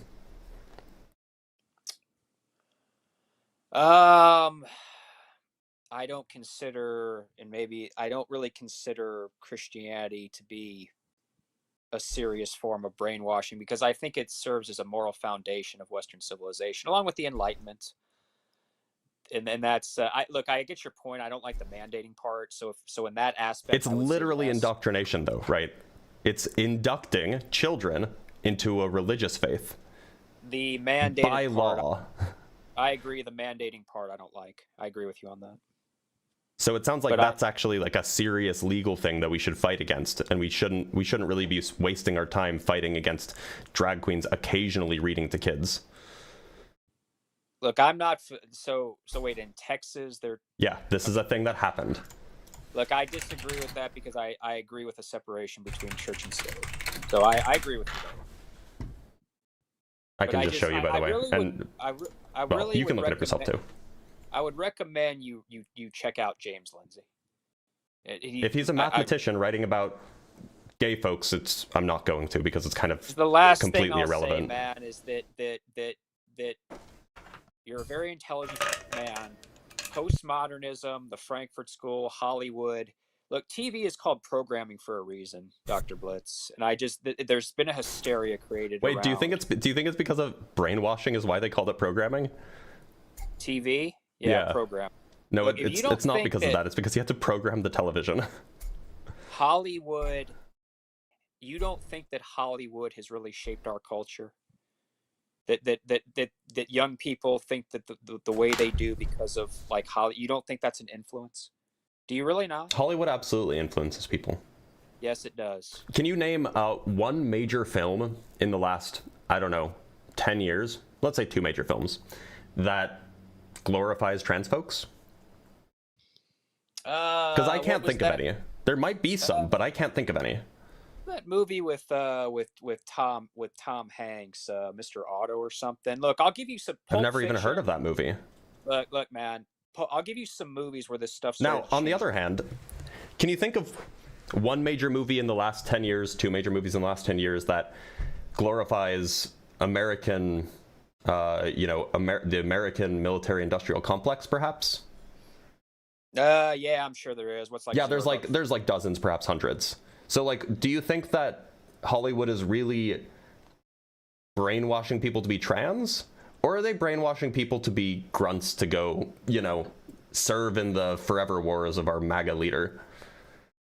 I think that Hollywood, along with the universities, has caused. You couldn't give me an example of Hollywood doing this, so I think that your point is moot. Dude, I can give you plenty of movies. Okay, give me one. Give me one Hollywood movie in the last 10 years, maybe 2. That glorifies trans folks, like some major Hollywood film, right? Like I can't think of any. What's that movie with Tom Hanks? I think his name. I have no idea. I haven't even heard of it.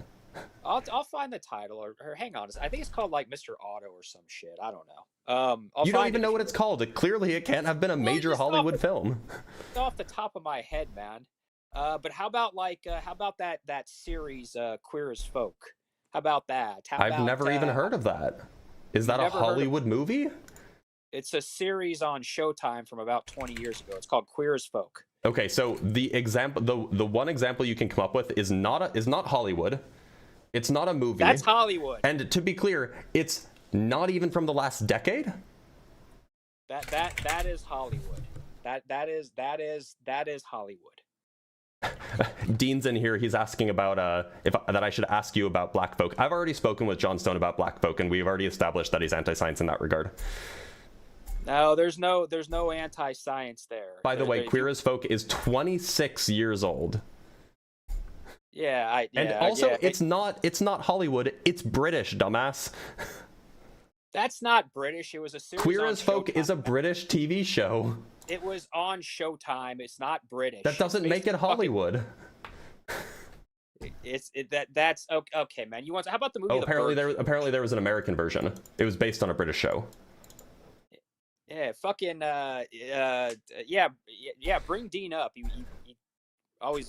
No, I mean you've been up for you've been here for over an hour. I think that we're just gonna call it there. You want some movies? Pulp Fiction, The Birdcage. Pulp Fiction was pro-trans? No, but it created this hysteria around race. Yeah. Oh my God, John! I wish I could say have a good day, but have the day that you deserve, my guy.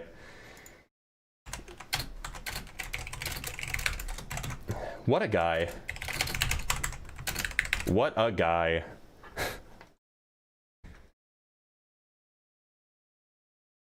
I should have said hello to YouTube. I forgot. All right, let's read some super chats and we'll bring up our next guest. We can. I don't know why the audio was so quiet. I mean, like I was modifying it. It seemed like it was fine.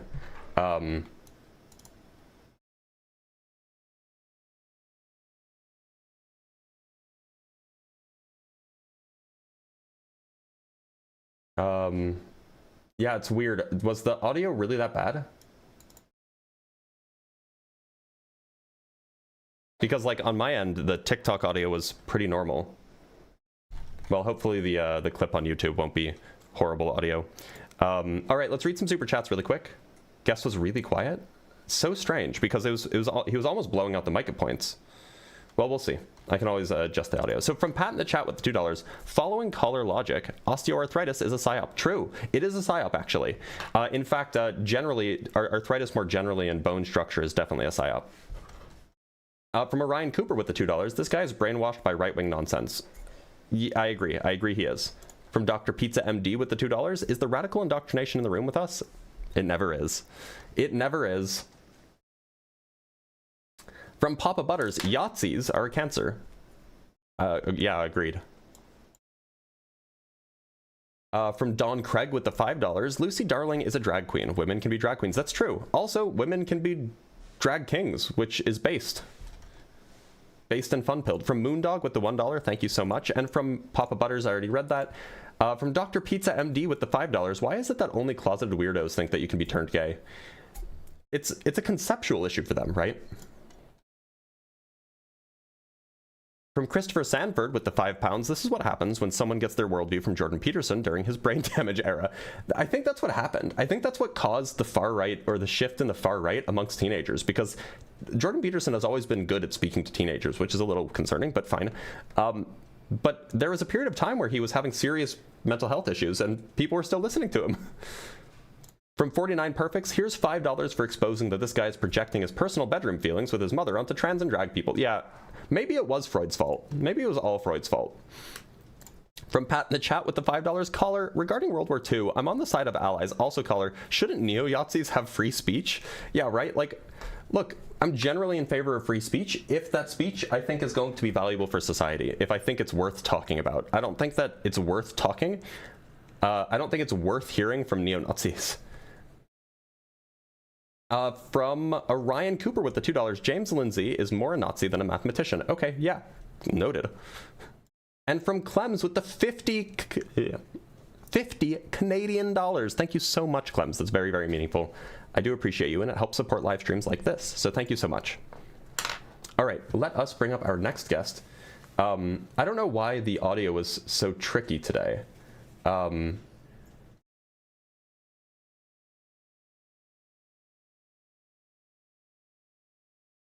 Said it was bad on TikTok, but like I bumped him up too.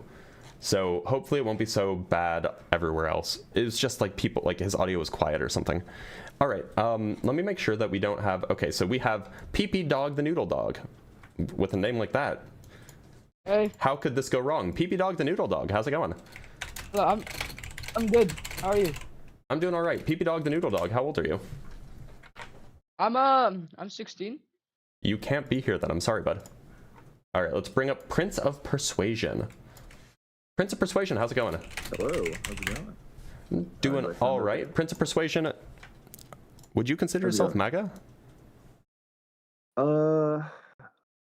Like, yes, kind of. I mean, I'm not like, you know, full on like super MAGA, like, you know, okay, you know, that's White fine. House one and 250, but like. So I do have a few questions that I'd like to ask before we jump in, and then we can jump in. Is that okay? They're just simple yes or no questions. It's just for a, it's like, think of it like an informal survey that I've been doing for myself. Anyway, do you think that humans are the main cause of climate change? No. Okay. Do you think that the vaccines that we typically administer to young children and infants, think of like the MMR vaccine, do you think that these are generally safe and effective? Yes. Okay. And do you think that humans evolved from non-human ancestors? Yes. Okay, cool. Now, I can just explain what I mean by MAGA as anti-science. Would that help? And then we can jump in? Yeah. So what I mean, so I'm talking about a political movement. I'm not talking about literally everybody who calls themselves MAGA. And when I say anti-science, what I mean for a political movement, what I mean is that it systematically rejects or delegitimizes scientific consensus that's politically inconvenient. And it also seeks to undermine the institutions and the procedures that are used to produce that politically inconvenient scientific knowledge. Does that make sense? Okay. Yes. So my contention is that MAGA does that. Now, look, nobody's going to say that MAGA is rejecting all science, because it's very easy to accept science that is, you know, already in line with your worldview or doesn't have an effect on your worldview. Like, it's very easy to agree that, you know, if you mix hydrogen and oxygen in a hot environment, that they'll combust, right? Nobody's rejecting that because it's not politically inconvenient. My claim is that MAGA is rejecting politically inconvenient science. And that's what makes them anti-science. Does that make sense? Yeah. Okay, so do you disagree? Yeah. No. Yeah, like I would argue that their skepticism of the scientific community is justified. By the way, your mic is pretty quiet. Oh, is this better? I'll try to turn you up on my end, but there's only so much I can do. Yeah. You could just talk closer to your mic.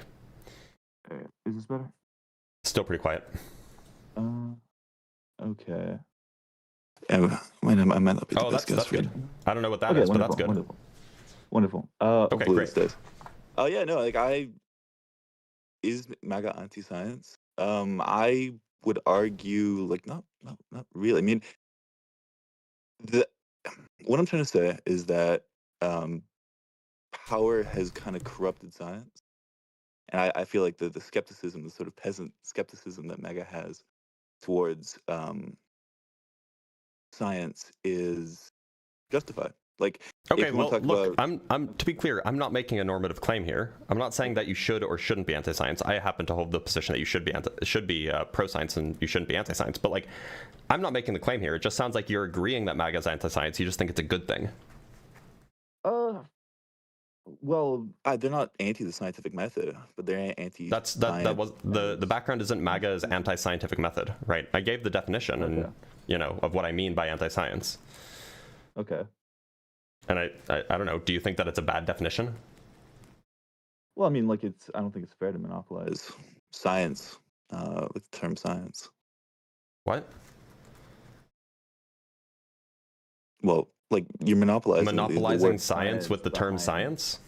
Yeah, I mean, what does that mean? No. Wait, there's a scientific method, right? So the scientific method is not what science is. Science is a very broad term. The scientific method is the method used to produce scientific knowledge. Yes, and then that's science, right? No, that's the scientific method. Okay, so what is... I already defined what I meant by anti-science. I already gave you the definition. You want me to read it again? Okay. Well, obviously, you and I are interested in having two different discussions, so... Sorry, I couldn't be more. I mean, I feel like it's more. I mean, maybe this is off topic, and maybe I misread your debate stream, but I think a more interesting conversation to have would be like why MAGA is the anti-scientific community.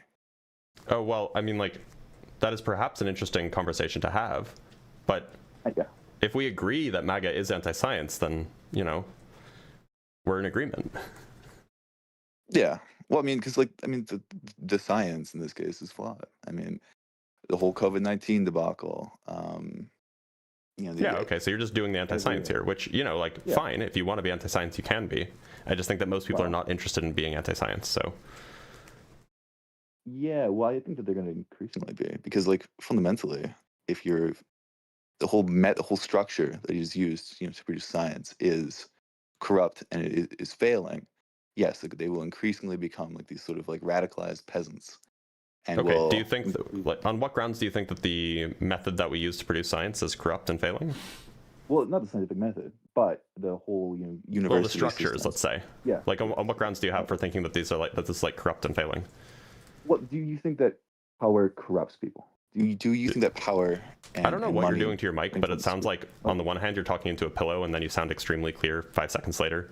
Okay, sorry. I'm on my phone. But do you think that power can corrupt people? Yeah, sure. Okay. Do you think that institutions can take on a life of their own and have their own interests? Institutions? Yeah. Probably, sure. Yeah. Yeah.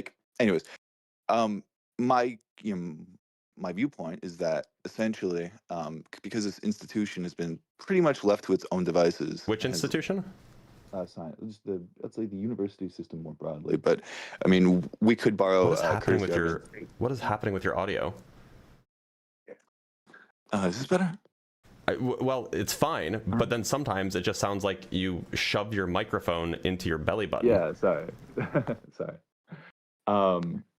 Anyways, yeah, I would argue that it's become an institution that has taken on its own let's say worldview and its own scientific a university has taken on a worldview.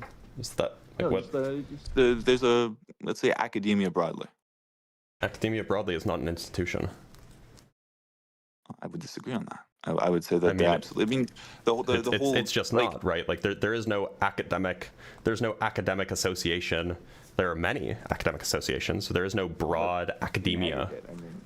In aggregate. Yeah. So when you made the claim that institutions can take on a life of their own and have their own interests, I agreed. If we're talking about actual institutions, but academia is not an actual institution. Academia is a whole bunch of different people who work at a whole bunch of different institutions. Do you think that society exists? It's built up. Do I think that society exists? Sure. I wouldn't call it an institution. Okay, so academia is a thing. It's a category. It's not an institution. But like, to be clear, if you agree that power corrupts, if you're going to argue, if you agree that power corrupts, argue semantics with me. I mean, we can argue semantics. Well, no, I mean, I was. Do you believe that academia? I was arguing against your equivocation. To be clear. Okay, so do you think that academia as an entity has its own worldview, its own interests, and its own prerogatives? No, I don't think so. Okay, well, actually, it does have its own interests. One of its interests is to, maintain itself, to make sure that it continues to exist, insofar as like to make sure that, people who have tenure keep their jobs, kind of thing. But as far as like political interests, I don't think. I think generally not. As like a broad swath of things. Now, it is the case that a lot of academics are left-wing. Yes. And we could have the whole discussion about why it is the case that our, most intelligent people that are, most deeply invested in finding the truth about the way the world works are more likely to be left-leaning, but you might not be ready for that conversation. Well, I mean, maybe. We will circle back to that. I mean, I would argue that fundamentally the reason why academia is left-wing is because it serves their interests. Like, give more money and power to us, basically, is what they're saying. I mean, the reason why I don't believe in climate change. Why would that make them left-wing? Because to move to the right would mean to give power and money to different segments of society. Whether it be business people, the military, or devolve power into sorry, local institutions. Just to be clear, the power that you're referring to is like influence. The ability influence is not a thing that's written in policy. Okay, so when Congress passes a law, oftentimes what they'll do is they'll just kick it to one of the three-letter agencies, and these three-letter agencies will be mostly staffed of people who come from academia, basically. People who are It depends on the three-letter agency. Like, I'd love to see the source that this is like generally the case. Do you believe that the Rand Corporation? Like, certainly I would imagine that the NSF is mostly going to be staffed by former academics, because this is the National Science Foundation, and science is an academic subject. But the FBI won't be. Well, the FBI is a huge organization. The FBI is going to be staffed by people who are formerly law enforcement, right? Well, it would depend on the section. I mean, they've got of course cryptography. But to say that the FBI would be staffed by mostly academics is probably false. Well, most of the institutions in the federal bureaucracy are staffed with people who come from academia, either undergrads. On what grounds do you think that that's true? It's just like, I mean, so look, of the institutions that are concerned with academic subjects, USG is just hiring bumpkins off the street. Bumpkins versus academics is not a dichotomy. There are non-academic, non-bumpkin people. In artistic terms for you. Okay, do you believe your microphone's the U.S. government? What is happening? Do you believe that the U.S. government hires uncredentialed and unqualified people? Do you mean? Wait, hold on. Are you? Maybe people in the comments have clarified for this. By academic, do you just mean anybody who has a college degree? Yes. That's not what academia is. What? What do you mean? Academia is a specific group of people who work in a specific field. These are university professors. But These they are have- scientists at national labs. These are people whose job it is to do research. That's what an academic is. Having a bachelor's degree doesn't make you an academic. They are products of a system, right? And it's not just people with bachelor's degrees, because bachelor's degrees have become decreasingly devalued over time. But it's people with masters and people with PhDs, which are overwhelmingly employed by the government. People with masters and people with PhDs are overwhelmingly employed by the government? I don't think that's true. Sure it is. No, I think what you mean to say is that most employees of the government are people with masters and PhDs. No, because it's just there's no way in hell. There's no way, and we can just find this out. We can just get the data. How many government employees are there? How many? We can look up federal employees. That's probably more easily available. How many federal employees are there total? There are 2.68 million civilian federal employees. Now, how many Americans have master's degrees? 25.5 million adults aged 18 or older have a master's degree. So even if every single civilian federal employee in the United States had a master's degree, that would still be just over 10% of the people who have master's degrees. So it's just not the case that they employ most of the people with master's degrees. So does that include NGOs? Does that include local and state government? Well, we were talking about government, were we not? NGOs are not government. They're basically government. They're literally not government. They derived all... Do you know what NGO stands for? Non-governmental organizations. There you go. In the UK, they're called... Why is your audio doing this? In the UK, they're called Quangos. And they're essentially government organizations. What I'm saying, NGOs are, by definition, non-governmental. Even though they're not in the government, they get What is happening with your audio? Are you covering your mic? Like, you must be doing this on purpose. No. Anyways. Okay, then why does this keep happening? NGOs get all of their money from the government. They essentially do the bidding of the government, and they were set up in the wake of the Second World War, essentially to do social programs that it wasn't politically expedient to do in government. So right, apparently, about 1 in 5 service-oriented nonprofits receive the majority of their revenue from government grants and contracts. So about 20% get most of their money from the government. Nonprofits can be anything from like a cat shelter, homeless people. Yeah, so let's dig into how reliant are nonprofits. So NGOs, yes, are a kind of nonprofit, right? So is your claim that specific kinds of NGOs? Yes. Okay, so which specific kinds of NGOs are government organizations? Well, not literally government organizations, but yeah, you're claiming that there's specific kinds of NGOs that are effectively government organizations. People involved with like pro-democracy stuff. People. So political NGOs. Yes. Okay. Yes. What fraction of NGOs do you think are political NGOs? I'm actually curious. I mean, depends. So I guess that there's political. So there's 1.5 million NGOs in the United States. Yes. I'm curious. So 501c3s cannot engage. They cannot like directly contribute to political stuff, right? It's strictly prohibited. Otherwise, they lose their 501c3 status. They can't promote certain individuals. They can't promote. I guess they can educate voters on issues or lobby for certain policies, but they can't. But apparently, that is it has to be like a minor fraction of their overall activity. Now, if we want to see how many 501c3 organizations are there in the U.S., there are about 1.5 million. So there's 1.5 million 501c3s, and I guess that there's like about 1.8 to 2 million total tax-exempt entities in the United States. 1.9 million registered nonprofits in the United States, apparently. So most of them, the vast majority of them, are actually strictly prohibited from directly influencing politics. I mean, that doesn't. When was the last time that you heard of someone being prosecuted? They will literally lose their 501c3 status. Okay, can you name me one time that that's happened? Okay, I will Google it for you. You see, you have to Google it.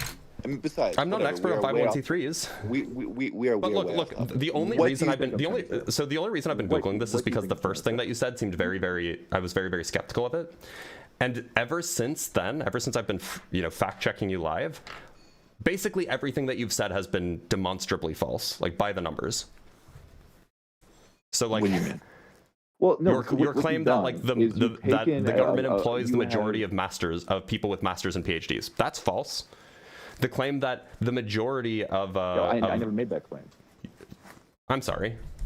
I never in particular made that claim. I'm sorry. Oh, what do you think I'm trying to say on the section? I mean, they've got. 1 sec. Of course. Is your audio doing this? Okay. You doing this on profits? Apparently. Hold on. We're gonna find this. Non-governmental organization. All right. Well, we were talking about government, were we not? NGOs are not government. I'm gonna mute you for a sec. Just so then we can listen to the playback. They're literally not government. They derived all. Do you know what NGO stands for? Okay. Have a master's degree, so we can look up better names. People with masters and people with PhDs are overwhelmingly. Hold on. Right, and it's not just people with bachelor's degrees, because bachelor's degrees have become decreasingly devalued over time. But it's people with masters and people with PhDs, which are overwhelmingly employed by the government. People with masters and people with PhDs are. People with masters and people with PhDs are overwhelmingly employed by the government. Those were your words. Now, do you want to say that you didn't say that? Did I? I don't believe I said that. I just replayed it. I just replayed it. What exactly did I say? Word for word. Are overwhelmingly. It's people with masters and people with PhDs, which are overwhelmingly. People with masters and people with PhDs, which are overwhelmingly employed by the government. Those are your words, word for word. Okay. Well, what do you mean by? I mean, by overwhelming. I don't know. You said it. Yeah. Yeah. And then it's false. Like, it's strictly false. Okay. Well, what do you think I'm trying to say? I don't know. I asked you if you meant that of the people employed by the government, most of them have masters and PhDs, and you said no. Well, I was trying to be charitable, and I was trying to interpret what you said as I thought you intended it, but apparently that wasn't. You're jumping down my throat. Can I have a second? What I'm trying to say, essentially, is that the link between government, the university, and like the government and the university system is very close, right? Are you denying this? For public universities, of course it is. They're public. Okay. Not all universities are public. Also, you gotta fix your audio, otherwise I'm just gonna let you go because it's driving me crazy. All right. There's not much I can do about the audio. It's either a connection issue or you're like casually moving away from your mic. It's a problem with the microphone. All right, then I gotta let you go. It wasn't gonna be a good conversation anyway.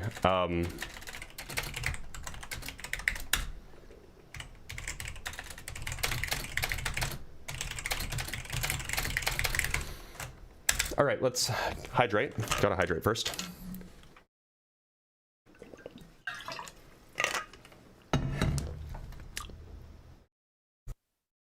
And then we'll read a super chat, or 2, or 3, or however many we have.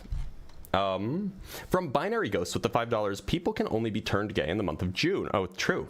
Astrologically, it is when straightness is most weak to the forces of gay magic. True. Very true. Yeah, so that's a good point. Straightness is at its weakest in June.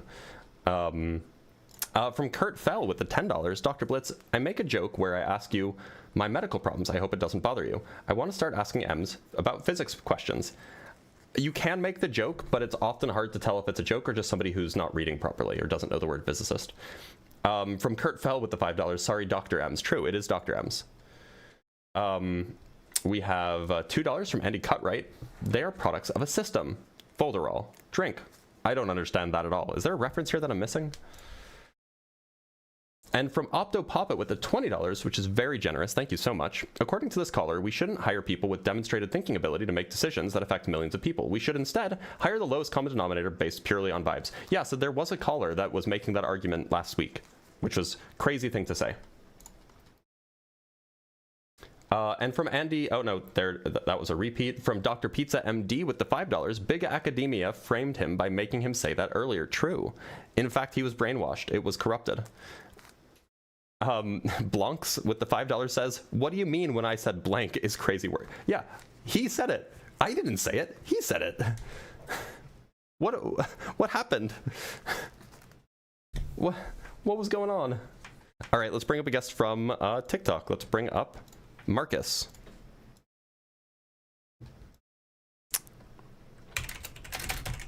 Marcus, how's it going? Marcus, you're on the show. Marcus. All right, looks like Marcus isn't here today. Guess he skipped school. All right, let's talk to Rewina. Rewina?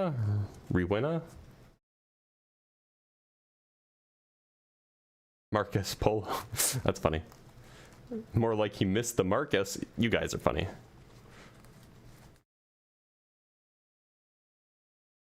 Really, I love science. You deny gender science. Liberals are anti-science. Gender science is actually in favor of what I think. Turns out. Rowena? Could be Rowena, but Rowena is not showing up. So let's bring up I'm Nate. I'm Nate. Have we spoken before, I'm Nate?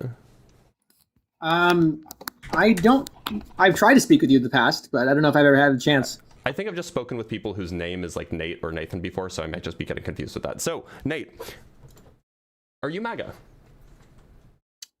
I don't know if I would say I'm MAGA. I mean, I'm a Trump supporter. I mean, I support Trump and I'm a Republican, but I mean, I want to make America great again. You know, it's not like I'm not going to rallies, but I'm a Republican. You like the things that Trump is doing? Yeah, I like most of what Trump does. I don't necessarily like everything he says, but I like what he does. Okay. Yeah. So just as a few quick questions, if you don't mind, if I ask them, it's just for my own edification. Do you think that humans are the main cause of climate change? Not necessarily, no. Okay. Do you think that the vaccines that we typically administer to children, think like the MMR vaccine or the I think the varicella vaccine and the hepatitis vaccines, do you think that these are generally safe and effective? Generally, yeah. Okay. And do you think that humans evolved from non-human ancestors? Yes. Okay, cool. So I can explain what I mean by anti-science, and we can talk about it if you want, as long as if there's still disagreement. So I guess you can talk about it. Yeah, go ahead. Yeah, just because I just want to make sure that we're not talking past each other, so I'll tell you exactly what I mean. So when I talk about a political movement being anti-science, I don't mean that every person in the party hated science class. What I mean is that it systematically rejects or delegitimizes scientific knowledge or scientific consensus that is politically inconvenient. And it seeks to undermine the institutions and the procedures that are used to produce that politically inconvenient science. Does that make sense? See, I would just say that the exact opposite is what's happening. Okay, so, but do we at least agree that that's like a reasonable definition of anti-science? Yeah, I would say that if you deny scientific truths, then yeah, basically. Especially ones that are politically inconvenient? Sure. Because, I mean, look, the reason why I added the political inconvenient part is because you can be, I think it's still reasonable to say that somebody is anti-science, even if they say, oh yeah, if you mix hydrogen and oxygen and then you put them in a hot environment, combustion occurs. Like it's very easy to be pro-science when the science isn't, Listen, obviously where it's going to come down to issues that are controversial that we're going to be talking about. And so that's the point, is on the issues that we disagree on, where is the science on our side? That's the question. And so, the question is it the case that MAGA is willing to accept science even if it's politically inconvenient? That's the question. I think so. I think more so than Democrats. Well, okay, so we can talk a comparison, but I'm just making the claim that they're not willing to accept politically inconvenient scientific truths. And you can say that, neither are the Democrats, but I can give you examples if you'd like. The most prominent scientific issues at our time that are the most controversial are global warming, again, the first one you added, which was, I don't believe that there is a true like true proven consensus, right? I've looked at the articles of consensus. I've looked at the a number of different consensus articles, and they're all methodologically problematic, right? So what is clear about global warming is that it is warming. There is warming occurring, but we cannot necessarily deduce that it is like caused by humans. Are you a climate scientist? I'm reading the climate scientists what they're saying. Well, no, I'm just asking if you're a climate scientist. No, I'm not a climate scientist. No. Okay. I'm reading the climate scientist article. Do you think that you are, like, and I'll give an example that's less politically charged. I mean, like, we can just finish with this example. I'm trying to make a point by giving an example that'll be less politically charged. So, like, do you think that you would be equipped to understand if there was a paper that came out in Cosmology last winter, like, you know, in December or something like that, or maybe November, where they made the claim that, you know, in the past, the way that we've been evaluating the distance to distant supernovas had some methodological failures, and that if you account for those methodological failures, then indeed the universe's expansion is not accelerating. In fact, it's decelerating. This is a claim made by a team of cosmologists out of South Korea. And they were saying, well, you know, this methodology that was being used is just incorrect, and here's how you should fix it. And then another team, a more global team, they said, actually, our methodology is fine. Here's why you're wrong. So do you think that you would be equipped to read those papers and then come to a correct conclusion about which group is correct? Again, the issue of methodology it can be very easily deduced based off of the type of thing. So, for example, okay, so you would be able to do that for the papers that I gave you? Can I respond? Okay, sure. So if you're asking me about a physics problem, right? I'm not a physicist, right? Yeah, you're not a climate scientist either. So yeah, well, so can I finish talking, please? Yeah. So if you're looking at a meta-analysis of climate studies, right? And that is not something that meta-analysis does not have as technical or complex of a thing as a maybe more inaccessible physics methodology, right? I don't have to be a physicist, right, to be able to understand a meta-analysis on consensus for climate, for anthropomorphization of climate change, right? That is not the same level of rigor to be able to assess methodology. Can you agree with that? There's a difference between you're talking about you're just talking about evaluating a survey compared with evaluating the actual science, right? Yeah. Okay. There's a difference, right? Yeah, sure. But you just have a critique over like the surveys, but you don't actually disagree that there is a consensus. I have a critique of the consensus that all the leftists use for climate change. All the three, like, there's like three prominent consensus I can look up right now. Okay. You mean meta-analyses? Meta-analyses. The most prominent meta-analysis saying if 99% or 92% or 95% of climate scientists agree. All the methodology is broken because what do they end up doing? They end up sending these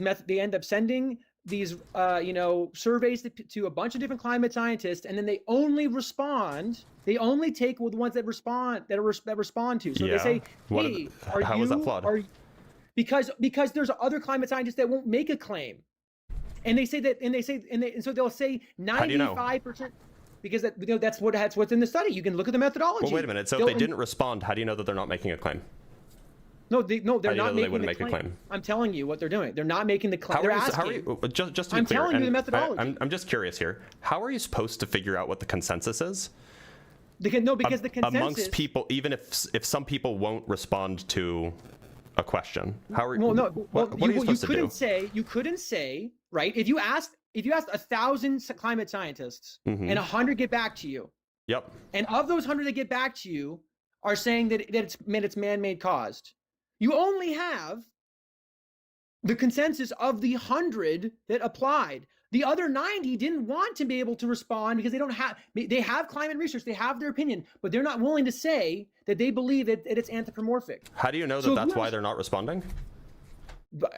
It's regardless. They're climate scientists that they're reaching out to. I don't know exactly why they're not responding. You understand that you absolutely can. This is actually how you do.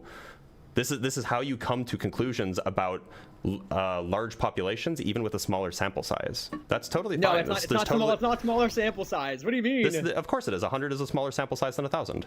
No. What you're applying, what you're trying to talk about is that's when you have large numbers. If you, 100 is actually pretty good. Did a random distribution. It's also if you did a random distribution. All these people are politically charged. The people that believe in this. So that's a claim. They are. Yeah. You think? Okay. So you think that people? You think that the people? Do you have survey data that supports that? I can look. I can probably. Yeah. I can not. I wouldn't be surveys data. I could. I could probably find survey data of people who are just in academia on the left, right? That identifies the left and believe in climate change. Believing in climate change isn't necessarily politically charged. That are. Yeah. No. But it's what do you mean? They can be looking for tests that, and they're trying to just do some p-hacking or find test things that they want to test and put money where they want to put. They can be ideologically possessed. These institutions can be ideologically possessed. What are you talking about? They can be. You'd have to provide evidence for that. Look, so if the claim is, and I'm just going to try to summarize your claim just to make sure I'm not strawmanning. It sounds like you're saying, look, so the methodology that's used in these meta-analyses is that they send out a message to a lot of people, and only some people get back. But among those people that get back to them, overwhelmingly they agree that climate change is caused by humans.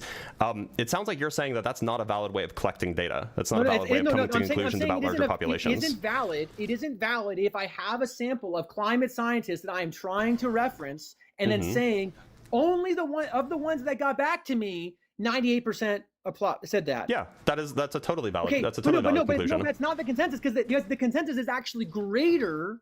The consensus would be implying the 1,000 that were making articles. The consensus is a percentage thing. Percentage of what? It's percentage of the set of climate scientists, let's say, or the set of particle physicists, or whatever you're talking about. Consensus is the set of climate scientists is the greater set. You don't have to you don't have to ask every single climate scientist to be able to establish what the scientific consensus is. 1,000 climate scientists. Okay. Do you think that there's only 1,000 climate scientists in the United States? No. I'm sure there's more. But they're okay. So then why did they? So then it wouldn't even have been enough for you if they had asked if all 1,000 had gotten back to them, right? It could be within the last few years. There could be some conditions that limit it to be only 1,000. What if you're making an article and you're talking about specific commentaries on climate change? What if the commentary? It seems like you're just mad. It seems like you're just mad that you don't understand how population sizing works for surveys. No. You are being disingenuous by saying that it would be impossible for there to only be 1,000, and that's not a fair distribution. I'm saying, hey, 1,000's fine. Reach out to 1,000, but you can't say that only 10% get back to you, and that's 98% of climate scientists. The claim is not that the people who got back to you are 98%. The claim is that they're representative of 98. That they're representative of the general population as a whole. And that's not true. That's not true. How would you know that? The way that you know this is because you can. It's at least generally fair to say that if you send the survey out to as many people as you can, that those people will have a fairly normal distribution of positions. No. That's a standard assumption in statistics. That's not a standard assumption. Absolutely, it is a normal distribution. Sure, it is. You're misgeneralizing this. That's like one of the critical assumptions that goes into these kinds of statistical analyses. Can I tell you why you're wrong? By the way, you still never actually answered my question. You just kind of sidestepped it. How did it? First off, I'll just tell you. I did ask you a yes or no question. Okay, tell me what your yes or no question. Then I'll tell you how you're wrong. Do you think that you would be equipped to evaluate which of the cosmological teams is correct? Which of the cosmological teams is correct? Yeah. What do you mean? What do you mean correct? That wasn't the purpose of the survey. The purpose of the survey is to get. But you're still avoiding the question. I'm not avoiding the question. What's the relevance of the question? What's the relevance of the question? I promise it's relevant. I will get to it. No, I'd like to know the relevance when we're talking about assessing a meta-analysis of consensus. Just answer the question. What's the relevance? I will get to my point after you answer the question. Did we not already agree that I'm not a physicist? Yeah, you're not a physicist, so can you adequately establish which is more likely to be correct? Authority when we're talking about a meta-analysis study that we can actually analyze very easily. I'm not making an appeal to authority. You are. No, I'm just asking you a very straightforward question. Do you think that you are capable of assessing which group is correct? Right now, we're talking about analyzing meta-analysis. Yeah, because you dodged the question that I asked you 10 minutes ago. No. This entire thing started. Can you answer the question, please? I answered your question. You asked me. Is the answer no or is the answer yes? I told you it was I a yes or no couldn't. question. I'm not a physicist. Okay, so you couldn't, right? So are you a statistician? No, I'm not a stat. No, I'm not a stat. Okay, you're not a statistician either. So why should I believe your understanding of how to properly do statistical analyses and population scale inferences of meta-analyses of scientists when you have no training in this field? No, it's very obvious because you're already making a very basic error. Yeah, it's very You send 1,000 out there. You can't say you can't say that it's a 98% climate scientist when there's a 900 more climate scientists that didn't give their input. This is exactly what we do with statistics. No. That's exactly what we do. Why you're wrong. Let me tell you your characterization because I went down your rabbit hole. I went down your rabbit hole. Right now it's my turn. You're confusing if you're going to go ahead and do polling, right? Which is what we're talking about here, to be clear. No, I mean, it's a survey, polling. but it's not because it's not random. It's not random. You're not talking to random people and asking them randomly. You're talking to random climate scientists. No, you're not. They're not picking random.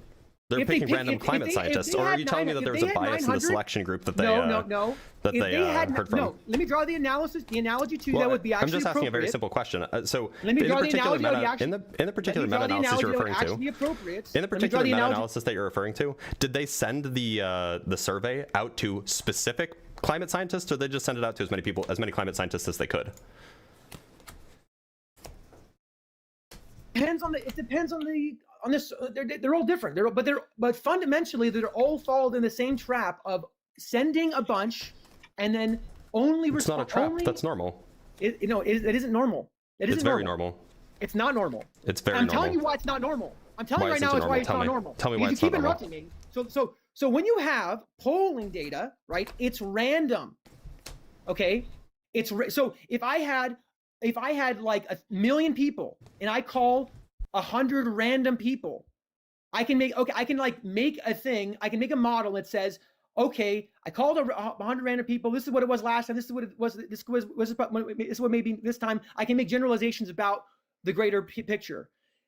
This is not the same thing. The appropriate analogy would be if I had the 1,000, and then of the 1,000 picked random, and then I made it. And then I would be able to make because some of those people wouldn't be the people that would be excited about answering, right?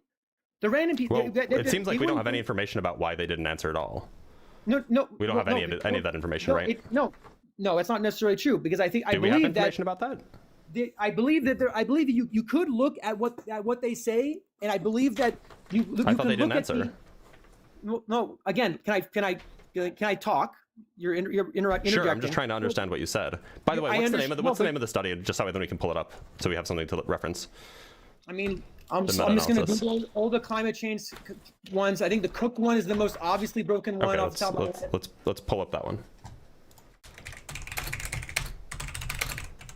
So, what some of these do? But okay, on. So first off, hold on. Do you 2014, by the way, but that's okay. Do you acknowledge the difference between random population versus asking a bunch of people and then getting some people responding?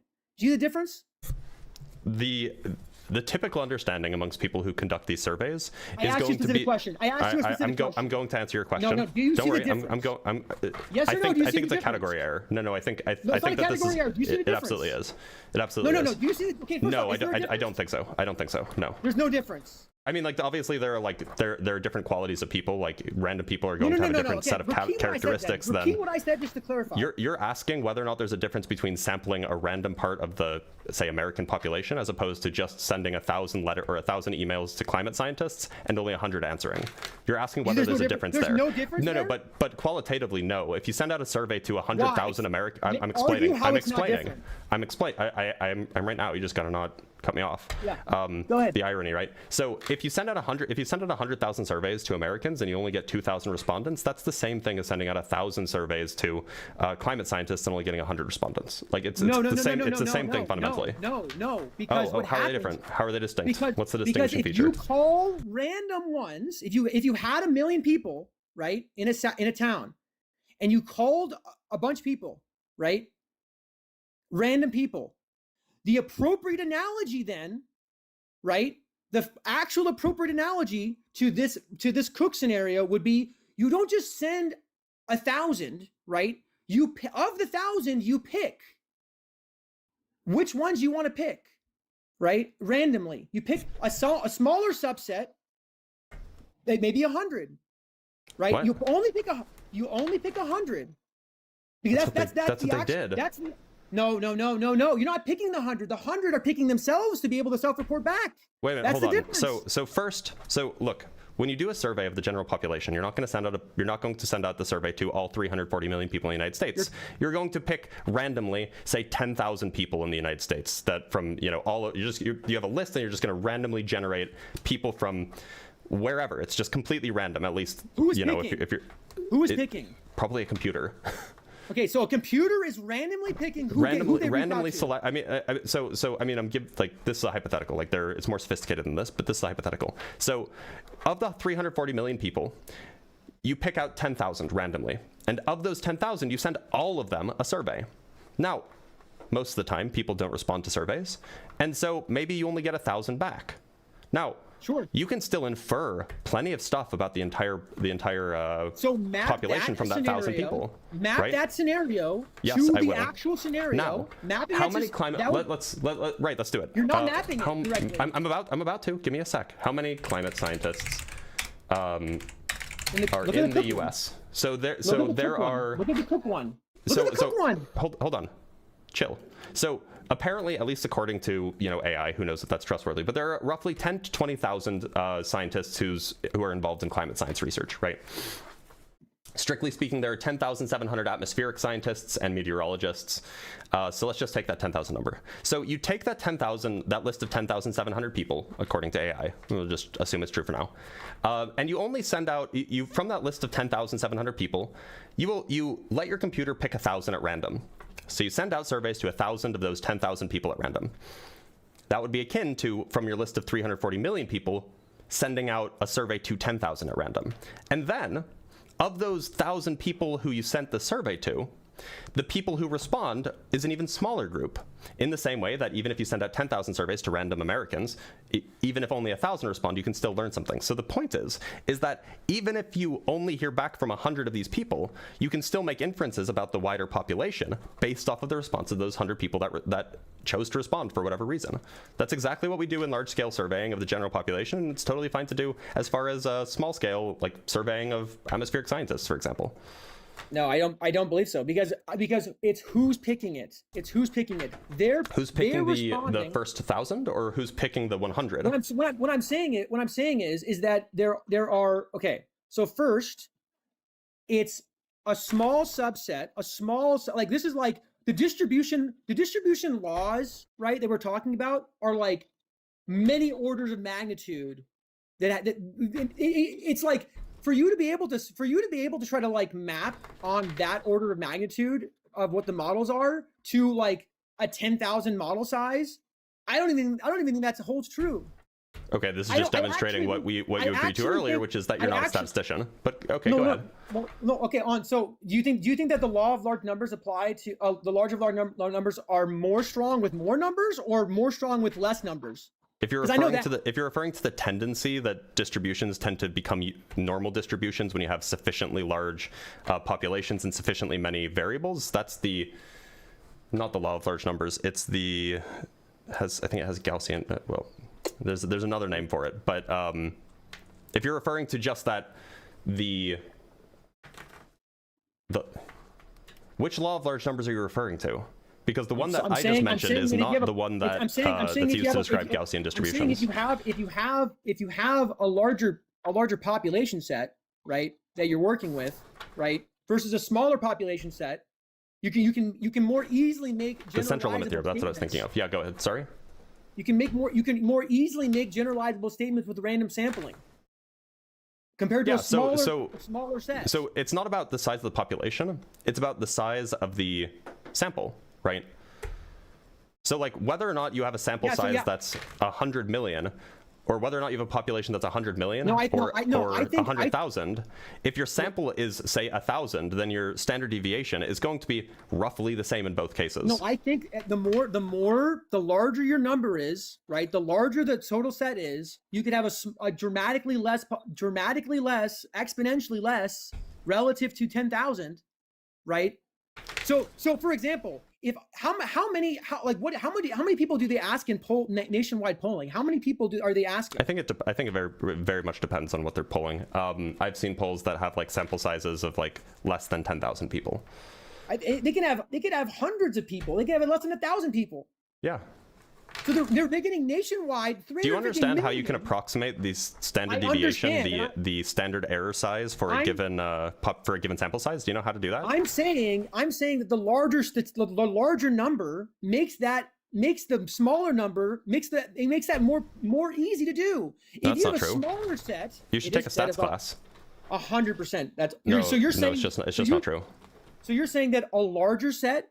A larger population, the size of the population doesn't really affect the, as long as the population is large enough that you can approximate the actual positions with a normal distribution, then the size of the population set doesn't really matter. You said that it would have to be proportionally the same, and I'm saying it doesn't have to be. No, I didn't say it has to be proportionally the same. I didn't say that.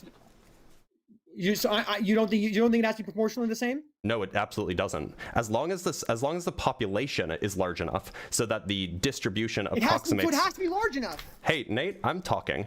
As long as the population, okay, I'm going to mute you so then I can actually make my point. As long as the population is large enough so that the distribution of the entire population approximates a normal distribution, then the actual size of the population above and beyond that point is completely irrelevant. And honestly, for like the for distributions that are like, or for populations that are like bigger than 100, you're basically already at the point that a normal distribution is perfectly fine, and which means that you don't need to know anything about the population size in order to infer features from a smaller sample size.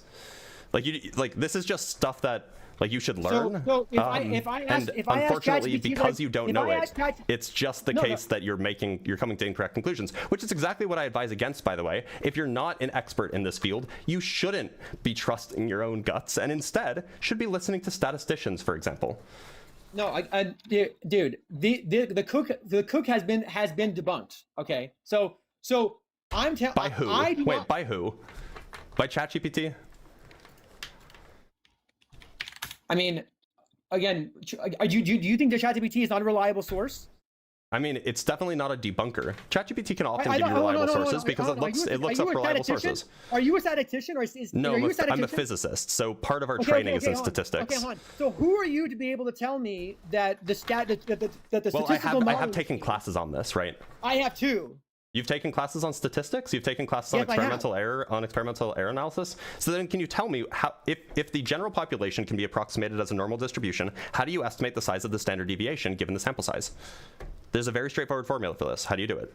I'm not going to remember a formula from college. Okay, so then clearly you don't know what you're talking about because the formula is just the square root of the sample size. Okay, again, I'm not going to remember a formula. This is you. Listen, you may be, and this may be a thing that you do. You may be in the world of what you do. You seem like you're an academic, and you're in academia or something. Yep. Okay. Yeah. So I'm not surprised you remember a formula. I'm a software developer. I am working on building stuff. Okay. I'm not going to remember what you're talking, this specific statistician's formula, but I have the ability to critically reason and look at things and be able to ask AI. This is not a complicated formula. So to be clear, if you have a sample size of 100, then your standard deviation, which is a good approximation for how big your error bars are going to be, is 10. This is a memorization thing, dude. This is like a really straightforward, like this is like remembering that like the square root of 9 is 3. What percentage of your audience do you think remembers that? Of the people who actually like learned that in college, I would imagine most of them.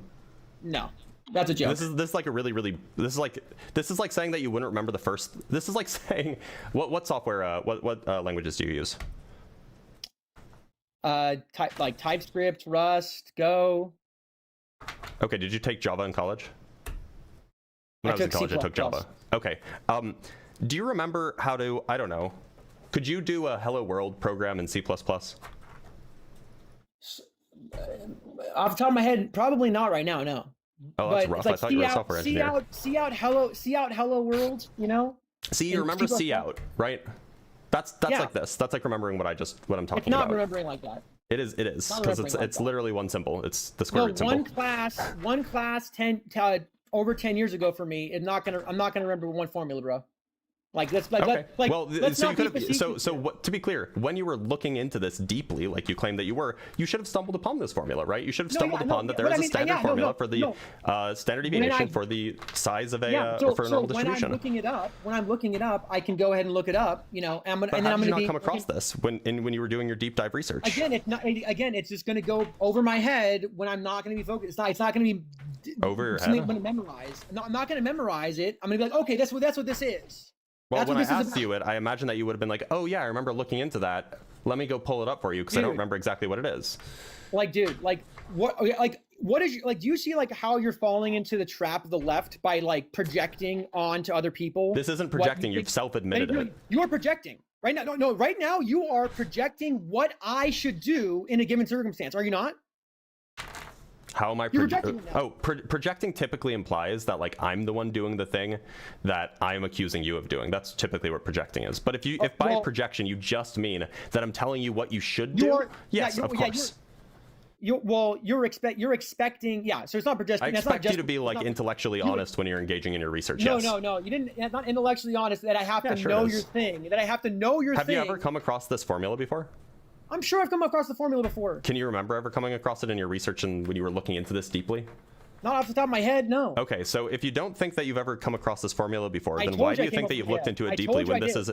No, you said that was like when you were in college or something. I'm talking about when you looked into it deeply, right? When you looked into this climate change debunked consensus deeply, I imagine that when you were... because you're not a statistician, that you probably did some digging into how statistics works and how you can analyze errors, for example, with regards to certain like sample sizes and so on and so forth, so that you could come to the conclusion that this is invalid. And when you did that, you should have come across the square root formula for the size of the standard deviation. But it seems like you didn't, because it wasn't familiar to you. This is very simple. This is very simple. I'm looking at the results right now. I'm looking at the results right now.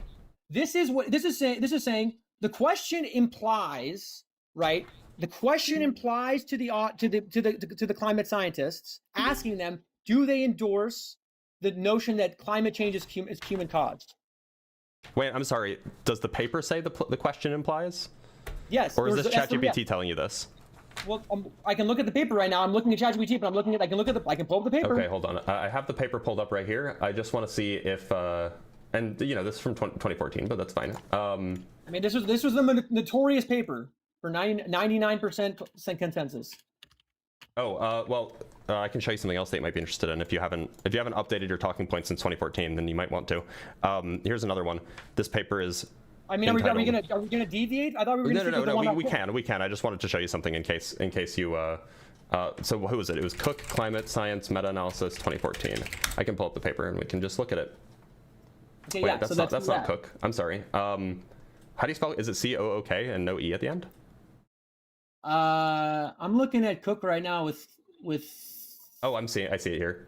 No, John. Oh, this is 2013. Yeah, 2013. Okay, so so the word so the word implies, appears, or implicit, or something like that appears 12 times in the document. The first one, and I can just show you. We can look at this together. I'm looking at it right now. Level of endorsement. No need to gatekeep. Level of endorsement. So here's the exact same thing. So yeah, so we have the first implication, the first usage of the word implication is implicit endorsement. So these are the levels at which somebody might be endorsing the idea, I guess. So there's implicit endorsement, implies humans are causing global warming, e.g. research assumes greenhouse gas emissions cause warming without explicitly stating humans are the cause. So that would be a level of endorsement, but not an explicit level of endorsement. That just seems like it's a category. So, yeah, so are you saying that that's problematic? So ChatGPT summarized it as 32.6% endorsed human-caused warming. Right. Well, why are we like we can just so 32%? Yeah, okay, we can just look at the paper, right? We have it right rejected it. 0.7 rejected it, and 66.4% of abstracts stated no position on whether humans cause warming. So they just didn't respond, is what you're telling me. So it's okay. So it stated no position. Okay, so you're telling me that they just didn't answer that question? Were there other questions that they answered? No, actually, this Cook article was this Cook article was different. This Cook article looked at the meta-analysis. It wasn't even a survey? No, this isn't a survey. This is what. So then why did you bring up this whole business of sending 100 people, sending 1,000 people? Oh my God! Again, such a waste there's of time. other ones like this. There's other ones like this. Well, first off, this is worse. This is worse than not taking a survey. Right? So this is worse. we just had like a 30-minute conversation based off of something that you didn't even get right. Okay, dude, I can pick a different one. I just take off the top of my head. I picked an article. I was giving you one example of how a meta-analysis fails. Wait, so I gave one example I'm sorry. about how a meta-analysis fails, and I'm giving it and off the top of my head remembering. So I'm just curious. So when you say that, and we can just look at the abstract just really quick. We'll just look at it really quick, okay? It says, we analyze the evolution of scientific consensus on anthropogenic global warming in the peer-reviewed scientific literature, examining 11,944 climate abstracts from 1991 to 2011, matching the topics global climate change or global warming. We find that 66.4% of abstracts expressed no opinion or no position on AGW, 32.6% endorsed AGW, 0.7% rejected AGW, and 0.3% were uncertain about the cause of global warming. So we can say that of those who took a position, surely we can agree on this, of those who took a position, the vast majority were endorsed AGW, right? Of those papers who were taking a position on whether or not take a position about anthropogenic climate or anthropogenic global warming. Stating no position is taking a position. No, it's not. It just means that the paper doesn't include a position. What does that mean? That's not a position. Like for example, if a paper is just, for example, recording new data, I'm going to give you an example. Please listen. Suppose that you're a climate scientist and you think of a new way to try to study the temperature change, or the average global mean, what is it, the global mean surface anomaly? I think that's what it's called, global mean temperature anomaly. You figure out a new way to do that. So you're like, oh, well, if we take a look at these sponges that live in the Caribbean Sea, then we can analyze the whether or not the global mean temperature anomaly has gone up or has gone down over the last 150 years or whatever. Maybe they come up with. And so all they're doing is maybe this paper, all it's doing is reporting, you know, here are the conclusions that we come from this new method of developing or measuring temperatures, and that would have no position about whether or not humans caused it. Issue one with this one. This, okay, I'm just reading. This is what ChatGPT wrote right here, and this is what you could probably look at the abstract. Again, it's not, dude. Don't listen. Don't doubt the model. Bro's relying on ChatGPT in order to have an argument. You can count. No, I'm not. We're talking about evidence here. Yep. So if you're gonna, I'm looking at the paper right now. Show me your statistical degree until you, and then you can count. I have a degree in physics. When you do a degree in physics, you have to take and learn so statistics. Show me your degree in statistics. Okay. So researchers examine 11,944 abstracts written by 29,083 authors that appeared in Searches for Global Warming, Global Climate Change. Those authors worked across climate change related subjects, such as climate physics, impacts, mitigation, paleoclimate, ecology, and social science. So the study did not individually verify that all 29,000 were professional climate scientists. Okay. So you're so to be clear, are we now criticizing the study because and I just want to get this clear just so then I can make sure that we're talking about the same thing. So first, your criticism of this study is that they sent out a survey to 1,000 people and only 100 responded. No, that's not true. Obviously that's not true. That obviously didn't happen. Obviously you disingenuous. Obviously I can just mute you. So then you said, oh well, this study's wrong because they only were talking about the number of people who actually expressed a position, which was overwhelmingly in favor of the global warming, the anthropogenic global warming claims. Most of the papers that express a position were obviously in favor of anthropogenic global warming. But that's not what this paper is doing. That's not the problem with this paper. The problem with this paper is actually that they didn't verify that it was all climate scientists that were writing these papers. So which one is it? You can go ahead and unmute now. Oops, I accidentally muted you when I tried to ask you to unmute. Go ahead. Multiple things can be happening at the same time. First off, it's disingenuous when I'm giving you an example of another study that I could probably find, and I just gave you the Cook study off the top of my head. Let's go to the Cook study. It's disingenuous to think that I would say that the Cook study is sending out stuff when it didn't. Okay. So but it sounded like that's what you were referring to when we were talking about the survey. No, I gave you an example off the top of my head, brother. Okay, so an example of a survey giving thing? Get a grip. It's not a point for you when I'm pointing out. Well, it just shows that you didn't actually know what you were talking about, right? No, I'm talking about this. We're talking about this right now. We're talking about one study at a time. I gave you an example about how one methodological failure could occur. Which was completely irrelevant for the example that you gave. Okay, sure. It's also not a methodological failure, by the way. I listen. I'm giving. It is a methodological failure. It's not, and you would know that if you knew anything about statistics. We can argue about it when we get to that example, but right now it's disingenuous to say that I'm applying that to. Oh, you think that we're going to get to that example? That's cute. This is the first example we came up with that I top of my head memory. I didn't remember. I didn't check it first. I'm just being a decent human, right? Just trying to give you my first thought. Yep. Okay, so first off, it's examining the abstracts. First is the abstracts. So an abstract is something that is you could it doesn't have to be in the abstract that you would say that there could be some impact from humans on that could be causing this. It could be in the conclusion. It could be anywhere else. It's not in there. It's looking at specifically the abstract. That is a major limitation of a meta-analysis, just to look at the abstract and to say and to make a claim about what climate scientists say. Next, it's not even checking if the authors were even climate scientists. It's not even checking whether the people are writing it are climate scientists. And then, by the way, did you verify that with ChatGPT, or is that just something ChatGPT said? I would just like to know. There's a citation with Brown climate science, and it's probably in the study. It's probably in the study right now. Okay, we should look. We should look before we actually. It literally just gave me the study. Wait a minute. Hold on. Just to be clear, it seems like the purpose of the study is to establish consensus in the scientific literature, not the consensus amongst climate scientists per se. That's actually the title of the paper. Let's look at what the abstract says. Yeah, so we can read it together if you want. We analyze the evolution of scientific consensus on anthropogenic global warming. Yeah. Where do you think that scientific consensus is? What? Of the literature.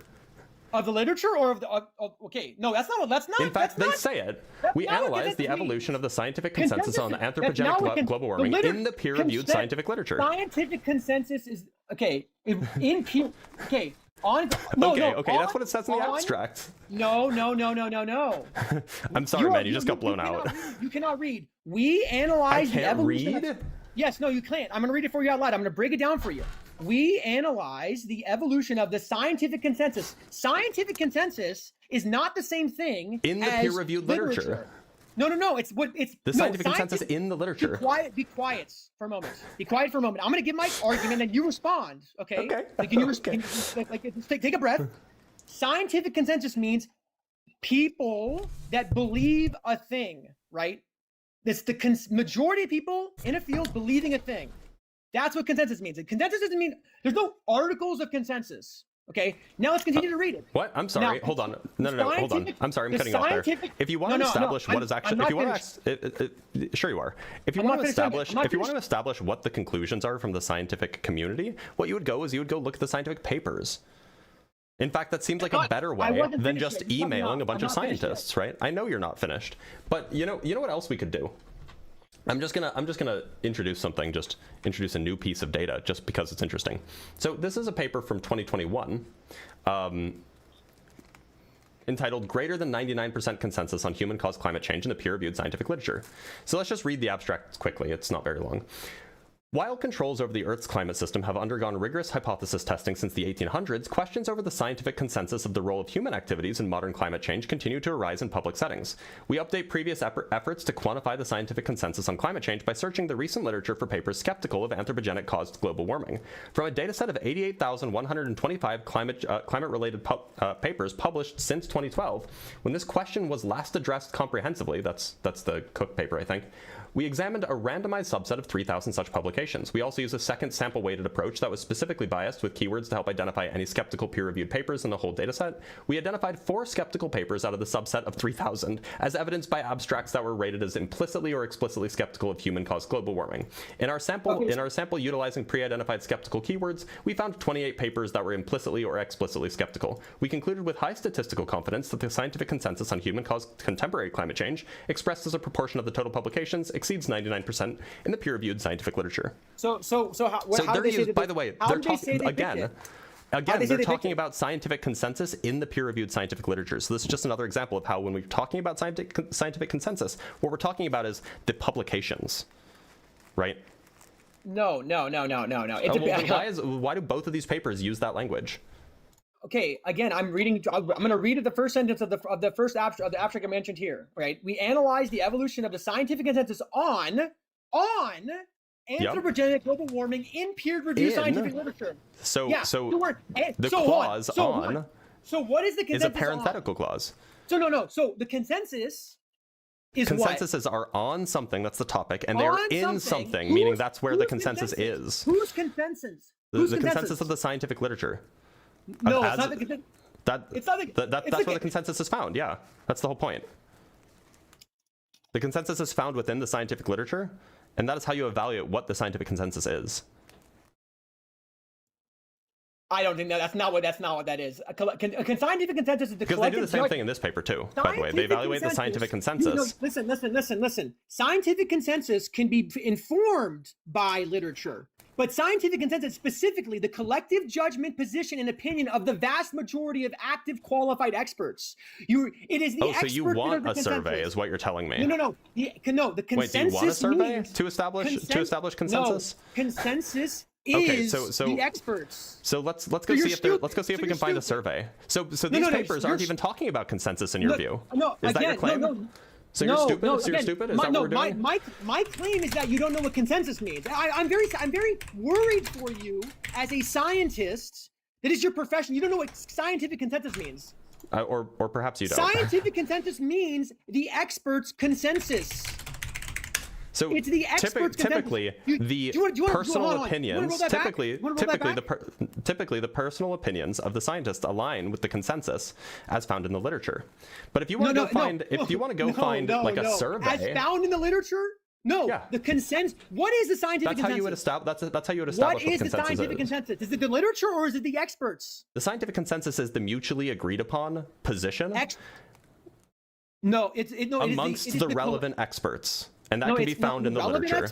The relevant experts, of course. Again, relevant, I would say qualified. Qualified is what... Well, if they're an expert, they're obviously qualified. Irrelevant is a weird word to use. It's not.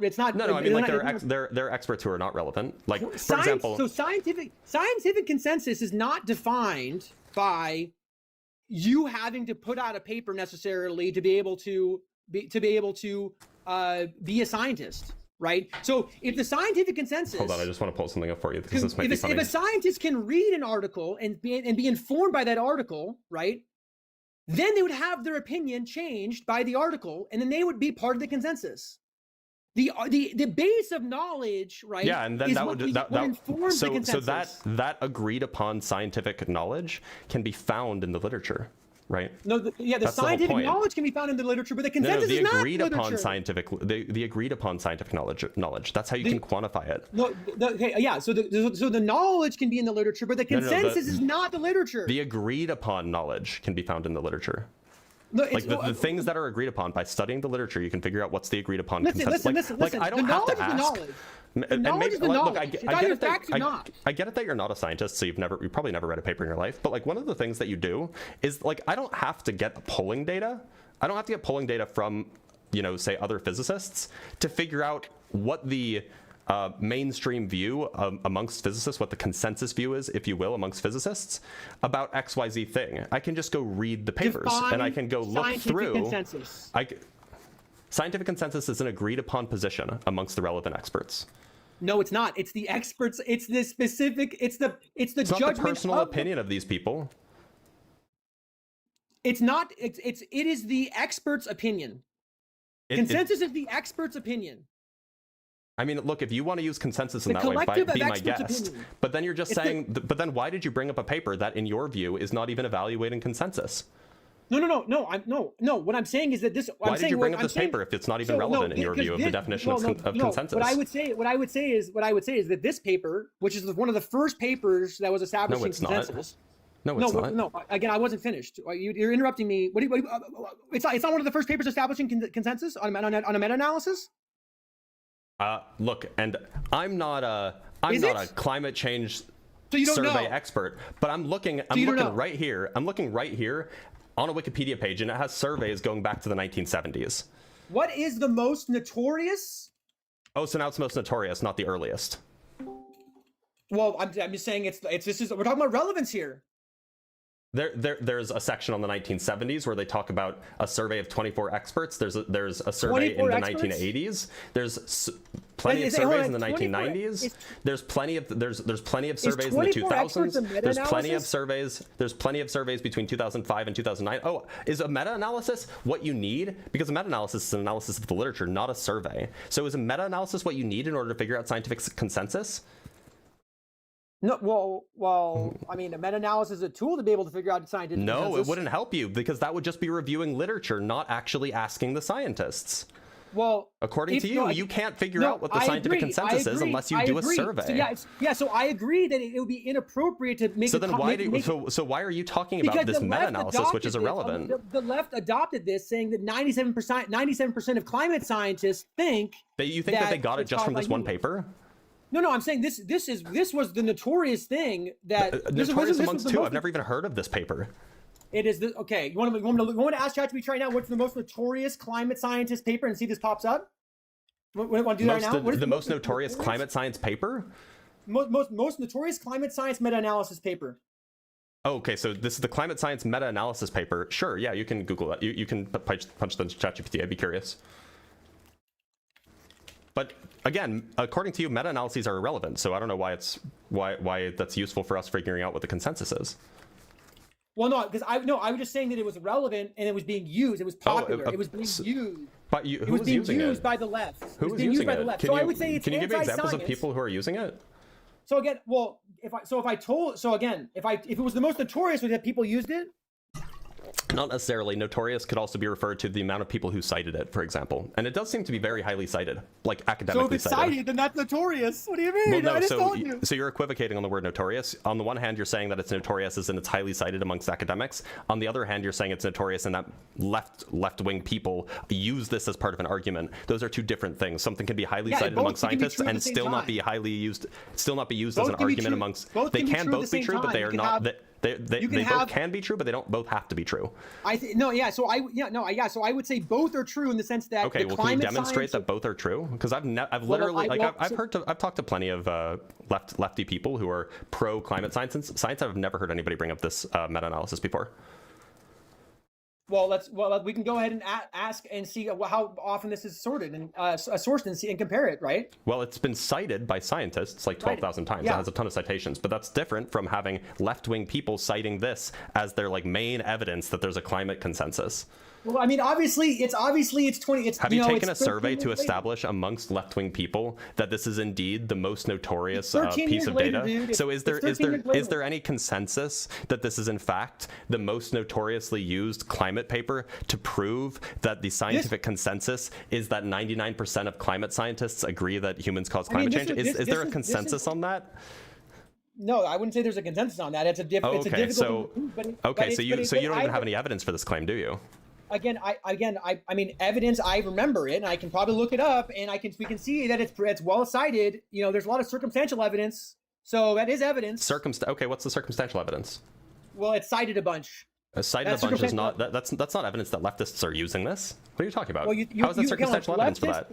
If leftists are using it and it's a popular number, right? Well, no. If leftists are using it, how are you coming to the conclusion that leftists are using it? Oh my god, dude! Like you're like, it's like talking against a brick wall. Like you're trying to meet. You're like, do you think it would be do you think it'd be easy to prove that? No, so you shouldn't say it.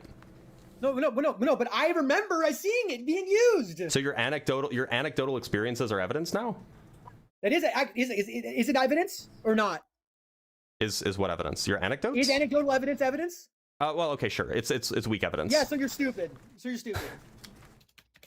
You got me. Yeah. You got me because I agreed that your personal experiences are weak evidence that this is such a good claim and it's so well supported. I think that scientists would know what evidence is. What counts as evidence? I can assure you I know what counts as evidence. You said I have no evidence. You said I have no evidence. Yeah, and then you said that you have like this anecdotal stuff, and I'm like, you're right. Anecdotes technically are a kind of evidence, in that they increase your credence. However, in this case, the understanding is that evidence is supposed to evidence is understood in two different ways depending on who you're talking to. Evidence can either A, be the philosophical definition of evidence, which is the kind of thing that increases your credence absent the credence of any other, or absent the increase or decrease in credence in any other view. And there's another notion of evidence that is typically what's meant when people are having conversations, namely that this is a piece of data that significantly increases the likelihood of a thing being true to the detriment or, while negatively influencing the likelihood of alternatives being true. So you can have something that's evidence for more than one thing. You can have something that's evidence but is not significant. So in your case, your evidence is philosophically evidence, but it's not evidence in the colloquial sense. So I literally just asked ChatGPT, right? What is the most notorious climate change cause science meta-analysis? I love the use of the word notorious, by the way. Should I not use notorious? I mean, it is a biased word, of course. You understand that notorious has a negative connotation. You could say I'd be curious what it says if you instead ask what is the most popular. I mean, again, it says it cited Cook in 2013, Cook in 2016. Wait, so which one is it? IPCC AR. Okay, so which one is it? No, it was Cook et al. 2013. Okay, and if you change the word notorious to popular, what do you think that you'd find? I mean, I don't know, dude. Like, it's like you think, what is the most popular? It'd have to be a separate chat. Of course, you'd have to reset it. I'm just gonna ask, what is the most cited? Well, no, we know what the most cited is. I'm asking what's the most popular. No, well, what's the most popular? Here, I'll do it on my ChatGPT. I'll do it on my instance of ChatGPT. How about that? Okay, what is the most popular study used to convey, or used to, what's the word that you used? Used to demonstrate the anthropogenic climate change consensus. Let's just ask. Maybe it'll agree. We'll see. Again, the anthropogenic climate change analysis on consensus is not technically what it's doing. It's because we already agreed it's not forming consensus. So what did you type in? Right? What did you type in? Let me pull up what I typed in. I think I accidentally closed the chat. Let me get it real quick. Okay, so I mean, my chat was my thing wasn't perfect. I said notorious climate change cause science meta analysis on humans causing global warming. Sorry, doesn't seem like it's particularly good English. Can you explain? Well, no. Okay, so my logic was I wanted notorious, I wanted climate change, I wanted cause, I wanted meta analysis, and I wanted human causing global warming. Okay. Like, so I wanted cause science. I wanted like science about the cause. So is your claim because let's just grant it for the sake of argument that is the one that's most heavily cited, despite my anecdotal evidence being in contradiction to your anecdotal evidence. Is it the case that because you have one poorly framed, mainstream paper, that therefore the conclusions of the paper are false? I think that the conclusions of the paper do not demonstrate that it is consensus. That wasn't my question, right? Well, no, that one. Well, just no, because suppose that the paper has shit methodology, right? Does that therefore imply that the conclusion is false? The conclusion can be false, but if the can you answer my question? The conclusion could be true, right? But if the methodology is bad, it's not a very useful truth. No, then you just go look to see if there's other places that are able to give more effective methodologies that are able to come to that conclusion or come to the opposite conclusion, right? So you gave an example. How did they get the 3,000 from the 30,000? How did they get what 3,000 from the 30,000? You gave me an article. Oh yeah, it was randomized. It was a randomized subset. Randomized? Yeah. So and of the randomized subset, it was 4 that were spurious. 4 that were that expressed. Okay, so we identify 4 skeptical papers out of the subset of 3,000 as evidenced by abstracts that were rated as implicitly or explicitly skeptical of human-caused global warming. So 4 out of 3,000. Of the 11,944, or of the greater... Of the 3,000. No, of the 3,000. Of what? Of the 3,000 randomly selected publications. I know. What was the 3,000 selecting from? From 88,125 climate-related papers published since 2012. Well, no, that's not the Cook study. This isn't the Cook study. You're right. This is a newer study. No, I thought this article was trying to. No, this article was not this article was following up on what Cook was doing roughly, because Cook was done in 2012. Following up on what Cook was doing would be taking a random set of the climate change paper abstracts that got responded by. That would be a follow-up on the Cook study. That got responded by? The Cook study didn't ask for responses. What are you talking about? No, again, not responses, but the number of abstracts This that were isn't an related exact to copy of the Cook study. They're trying to answer the same question. That's why it's a follow-up. I don't get what your confusion is. A follow-up would be confirming that the author... that's not what a follow-up is. A follow-up can just ask the same question even if it uses a different methodology. No, it wouldn't be a follow-up. It absolutely would be a follow-up. It'd be a different thing. It'd be a different thing. Okay, then you can get mad at them for using the actually I don't even know if they use the word follow-up. They say we update previous efforts. So this is an update of what the Cook study does. And if you can get mad at them for using the word update, but the point is they did an analysis. Okay, it's I don't care. Just mentioning the Cook study doesn't give it any credence and benefit to Cook. I'm not making that claim. Okay, I know, but when you were first, when you were first demonstrating this, you demonstrated it as they were. I thought when you were saying this that they were actually they were basically confirming that the authors were actually climate scientists. No, what? I never said that. English is your first language, isn't it? Have I insulted you like this? With empty stupidity? Yeah. No, I haven't. Okay, well, we'll let the people who are watching the playback determine that. Cut out the stupidity that you do when you reply. This isn't your live stream, my guy. This isn't your live stream, my guy. Sorry. No. I'm just saying, like, let's actually have a a conversation. I've been trying to, but you've been you put your pithy responses. The whole time. No, you put your pithy responses, and it pisses me off. Does it hurt your feelings? No. Well, that doesn't hurt my feelings. It just pisses me off. Yeah, that's what it means to hurt your feelings when you're a man. You're not going to hurt my feelings. Okay. Right. I'm not emotionally upset. You're just pissed trying off. To have a conversation. I'm just trying to have a conversation with you, and it's difficult to have a conversation with someone that's just being a dick. So if you think that you've been respectful this conversation, I don't know what to tell you, man. I've been more respectful than you. Definitely less. Definitely less sarcastic. Definitely less sarcastic than you. I have been sarcastic because I'm not explicitly mean, but we'll let the people decide. So everybody who's watching this on YouTube in like 2-ish days, feel free to let me know in the comments if you think that I've been meaner to him than he's been meaner to me, or if you think that I've been more sarcastic or whatever it might be. If I've been mean, let me know in the comments and I will reevaluate. I don't care about your appeal to consensus. I'm not appealing to consensus. You're appealing to the vote of the people that are in your chat. Literally not appealing to anything. I'm just asking what their opinion is. Yeah, so if they say that if your audience says that you weren't, what is that going to help? Is that going to help is that going to prove you right? If my audience tells me that I was more mean to you than you deserved, then I will absolutely take that into consideration. Dude, you should just look into your soul and see. I don't think souls exist, buddy. Well, again, again. See what you just did right there. You couldn't possibly just internalize what someone could be meaning when they say something like that. Look into your mind. Look into your Oh no, my finger slipped. Oh no.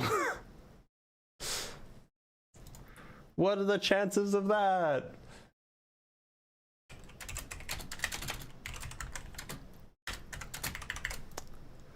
Bummer. Such a shame. All right, let's read some super chats.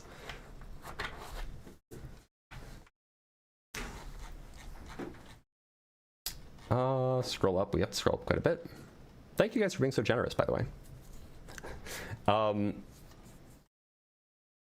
From Christopher Sanford with the £5, please ask this guy if Trump wasn't elected president because although he had a majority of the vote, not everyone voted, so we don't know if he won.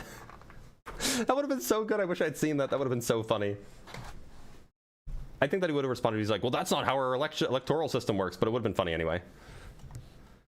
From Jack Fetter with the $2, why can't MAGA STFU and not interrupt? To be fair, I was interrupting him a lot, but he was saying a lot of dumb things, and that is my fault. I do have a personal failing that I tend to interrupt people when they say dumb things. That's something that, I need to work on. From Christopher Sanford, I already answered that one. From Ragnarok with the 50 Mexican pesos, caller might be onto something. The obvious solution is to make responding surveys mandatory. There you go. By the way, there have been surveys that have been sent out to climate scientists, and I think that this is one of the ones that he referred to. I'll show you guys the thing that I'm referring to right now. It's from 2021.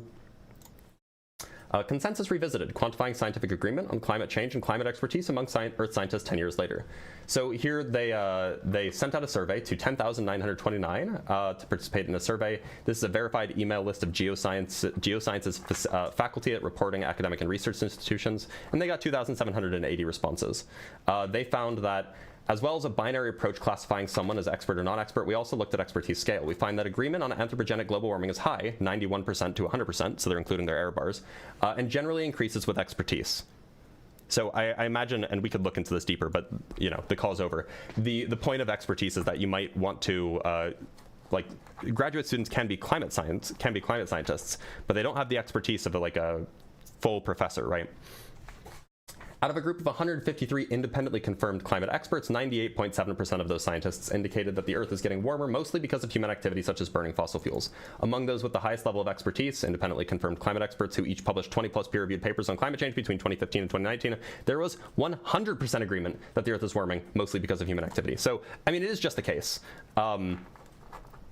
It is just the case that, like, even if you go look at like survey results, it's just the case that, like, obviously most climate experts are going to be in favor of the position, not in favor of, but they believe that humans are mostly causing the climate change. Anyway, from Jack Fetter, poll, MAGA dude is a douche. 1 equals yes, 2 equals no. He doesn't like polls because most people won't vote. From Clems with the 10 Canuck bucks, very generous, thank you so much. I don't know if this is a good example, but if the caller really studied it, he would have some memory of it. Like, I remember D equals ST when I learned it in elementary school. It wouldn't disappear. Yeah, that's my point, right? Like, you learn, like, if you remembered something, you would have some memory of it, unless you just weren't paying attention, in which case you may as well have not learned it. From Rivka Fix with the $5, statistics is politically inconvenient to this guy. He started the call on the verge of crashing out. He definitely did. He definitely started the call on the verge of crashing out. From Reverend Nate with the 2 Canuck bucks, dude screaming, "Get a grip!" is self-reporting. Yeah, he was. It was kind of crazy. But we keep him on for the, maybe we can get through to some people and we could do some education about statistics along the way. From Aleph with the 5, I don't know what that currency is. That's not reals, is it?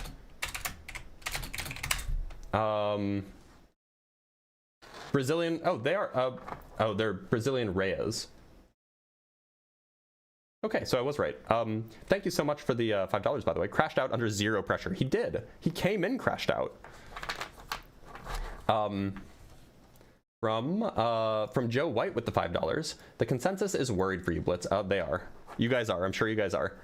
From Tim Bimbadil with the $5, Charlie Day here doesn't know what scientific consensus is, even with a PhD scientist telling him. It is funny. If you guys haven't seen the Charlie Day bit from... Is Charlie Day Curb Your Enthusiasm? Always Sunny in Philadelphia. There's a bit where he talks about how science is wrong sometimes, and therefore you should not believe in evolution. It's a very funny bit. If you haven't seen it, go watch it. From Chase Martin Physics with the $5, he is unironically taking the position that climate scientists disagree with their work. Right. That's the crazy thing. Or he's taking the position that the vast majority of papers, if I'm being charitable, maybe he's taking the position that the vast majority of papers are written by a substantially fewer percentage of the population than the general consensus, or than the general population of climate scientists. And so it will be skewed towards the pro position, even if the population isn't skewed that way. From Binary Ghost with the $5, scientific consensus is all bunk. The sources I trust are what comes to me in my dreams and my gut feelings. Consensus in literature is for Redditors. True. It's very true. Well, it was Mac, but the character is Charlie Day, right? Or the actor is Charlie Day. From Jack Fetter with the $5 super chat. Thank you so much. It's not? No? Okay. Am I just getting confused here? Who was the actor? Wait a minute. Charlie plays Charlie. All right, I'm clearly like confused about. Isn't the one that's like science is wrong sometimes? Isn't that Charlie Day? Okay. Anyway, Jack Fetter says, I just did an informal survey of myself, my cat, and the UPS guy. We're all in agreement this guy is a tool. My cat leaned more towards asshole, to be honest. Implicit bias or implicit endorsement or explicit endorsement. From Reverend Nate with the 2 Canuck bucks, Mr. Dr. Blitz remains undefeated versus ChatGPT callers. Yeah, I don't like that he caught me in, that he got me you know, involved in the, oh, well, what does my ChatGPT says? But like, the point is that it seems like he hasn't done any of his any actual reading that much. It seems like he's more interested in just something that confirms his bias. And unfortunately, ChatGPT is extraordinarily good at doing confirmation bias. From Opto Poppet with the $5, as a software dev, this person's inability to think brings shame on their profession. I mean, like, it seems like he actually went to school for software development, but I wouldn't be surprised if he does mostly vibe coding now, which I get it. Vibe coding is definitely a way to make your job easier. I've definitely done it. From Christopher Sanford with the £2. Stop, he's already dead. Let's just play him now. Yeah, I do. From Christopher Sanford with the £2, can we add Argumentum add LLM to the fallacy list? Absolutely. From David Action Figure with the $5, do you have any evidence at all? We have lots of conjecture and hearsay. Those are kinds of evidence. That's exactly what he was doing. Like, when somebody says that an anecdote is an evidence, what they mean is that an anecdote is a very weak piece of data that should not sway your credence in a position particularly strongly. That's what they mean. That's what most people mean when they say that an anecdote isn't evidence. But philosophically speaking, an anecdote is absolutely evidence in that it will change your credences of some positions. From Papa Butters with the $2, don't do coke and GPT, kids. I don't know if he did coke. I don't want to assume that about him. From Agents Miskatonics with the $10, you need to be meaner to him. I don't know. He seems like a young guy. Maybe he doesn't need to be. Maybe he doesn't need such meanness. Actually, no. He's a software developer who went to college 10 years ago, so he's definitely not a young guy. From Binary Ghost with the $2, you're a mean one, Dr. Blitz. From Infinitely Explosive with the $5, it's kind of sad how his worldview clearly doesn't actually care about evidence being correct, just feeling correct. Yeah, the thing is the amount of skepticism that he offers to those kinds of things are probably way... I should speak English properly. The amount of skepticism that he has for those meta-analyses or those surveys or whatever is far higher than the amount of skepticism that he would offer for something that confirmed his position. From Robert Stevens with the $2, thank you so much, bud. And from Matt Lloyd with the £5, look into your soul, Dr. Blitz. Think of the children. I don't have children, nor do I have a soul. It wasn't cynicism.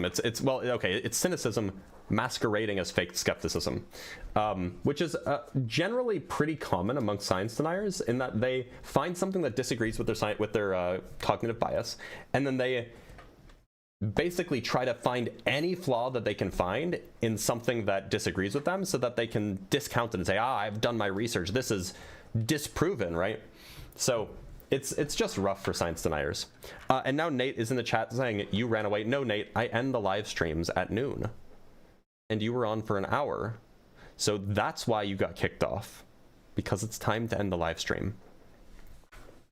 Also, it probably wasn't worth the conversation because we weren't really making particularly much progress with you.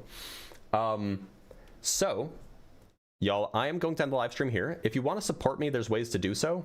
It's $5 across the board, $5 per month. If you want to become a member, get access to my debate notes, which has a lot of this stuff in it that I went over today. It has you also get access to emojis, a special private chat room in the Discord server. You also get access to getting your questions guaranteed answered during Ask a Physicist days in the second half of those days. So make sure to stick around, and I'll see you guys tomorrow for some more